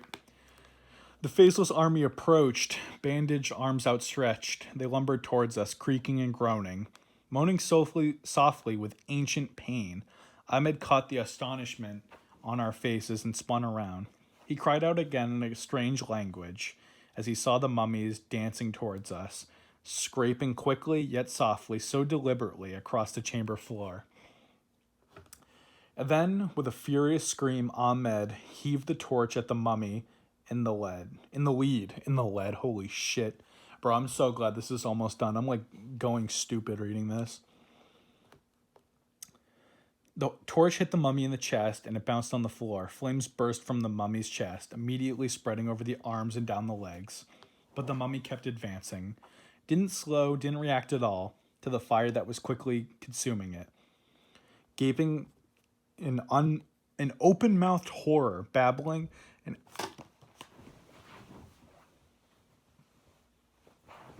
holy shit, sorry about that.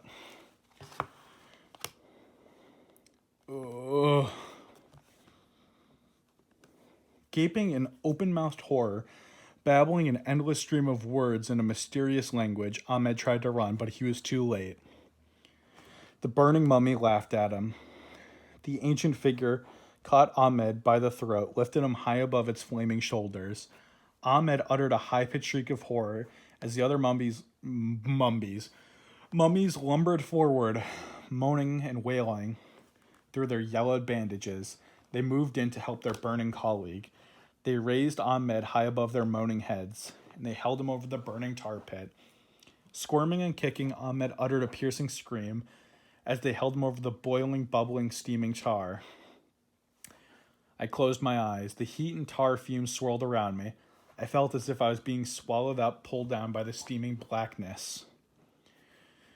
When I opened my eyes, I saw Ahmed fleeing to the tunnel, staggering clumsily, shrieking in open-mouthed terror as he ran.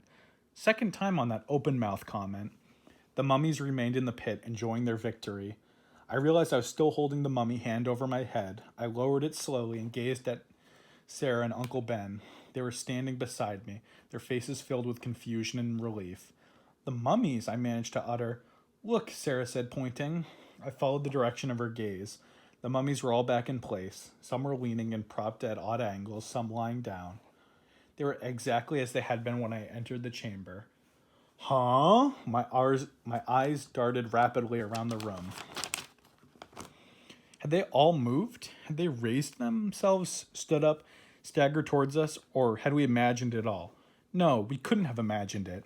Ahmed was gone. We were safe. We're okay, Uncle Ben said gratefully, throwing his arms around Sarah and I. We're okay. We're okay. We can go now, Sarah cried happily, hugging her dad, then turned to me. You saved our lives, she said. She had to choke out the words, but she said them. Then Uncle Ben turned to gaze on me and object. I still gripped tightly in front of me. Thanks for the helping hand, Uncle Ben said. Holy shit, I'm so glad this book is nearly done with puns like that. We had an enormous dinner at the restaurant back in Cairo. It's a miracle any of us got food down since we're all talking at once, chattering excitedly, reliving our adventure. You don't have trauma from that? Okay.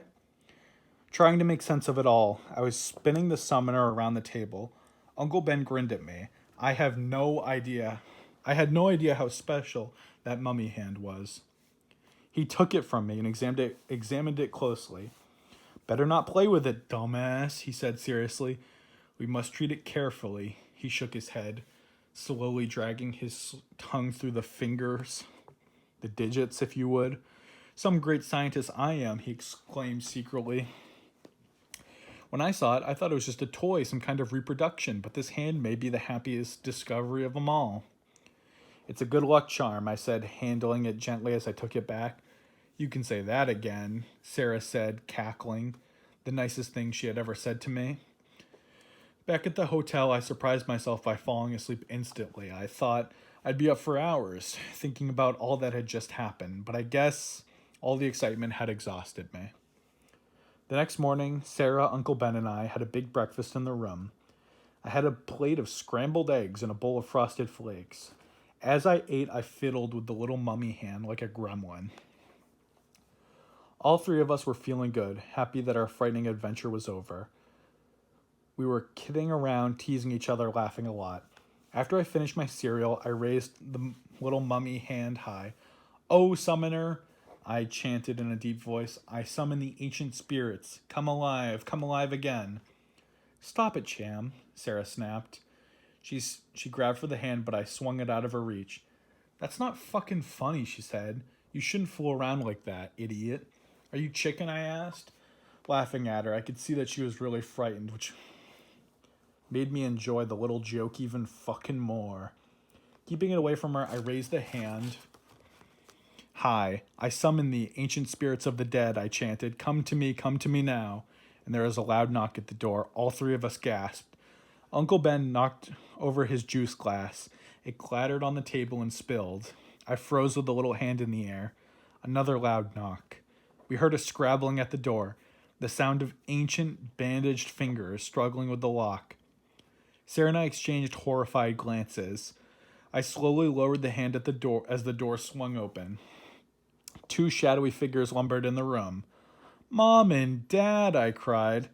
I'll bet they were surprised at how glad I was to see their fat asses. End of book. All right. What did we think of this Goosebumps book? The Curse of the Mummy's Tomb. Um, I didn't like it. You know, I found a little bit of a childlike wonder when reading Calling All Creeps, but I didn't like this book. I'll be honest. Even with all the sarcasm and the name of our protagonist, I wasn't into it. I'm kind of disappointed, honestly. I hope with all future books they're just better than this. But what did you guys think of this book? Did you like my reading of it? Did you like the book itself? Did you like the characters? Did you like how there wasn't like a central driving force until like the last 20 pages? No imminent danger until the end of the book. That was pretty cool, wasn't it? Um, if you've made it this far, I don't fucking know. Comment your opinions on the video or some shit. Also, recommend to me some Goosebumps books I should read, if any of them. And if you want this series just to die, let me know. I love you all tremendously. I'm going to go drink some water. And I'm going to eat some Uno's pizza, even though I don't like it. And I'm going to go to bed. It's January 1st. I hope your New Year's went well. And I hope that this new year goes well. I've been pondering a lot my YouTube career and where it's going to go through this next year of 2021. I suppose we shall see. And I will see you in the next video. Peace.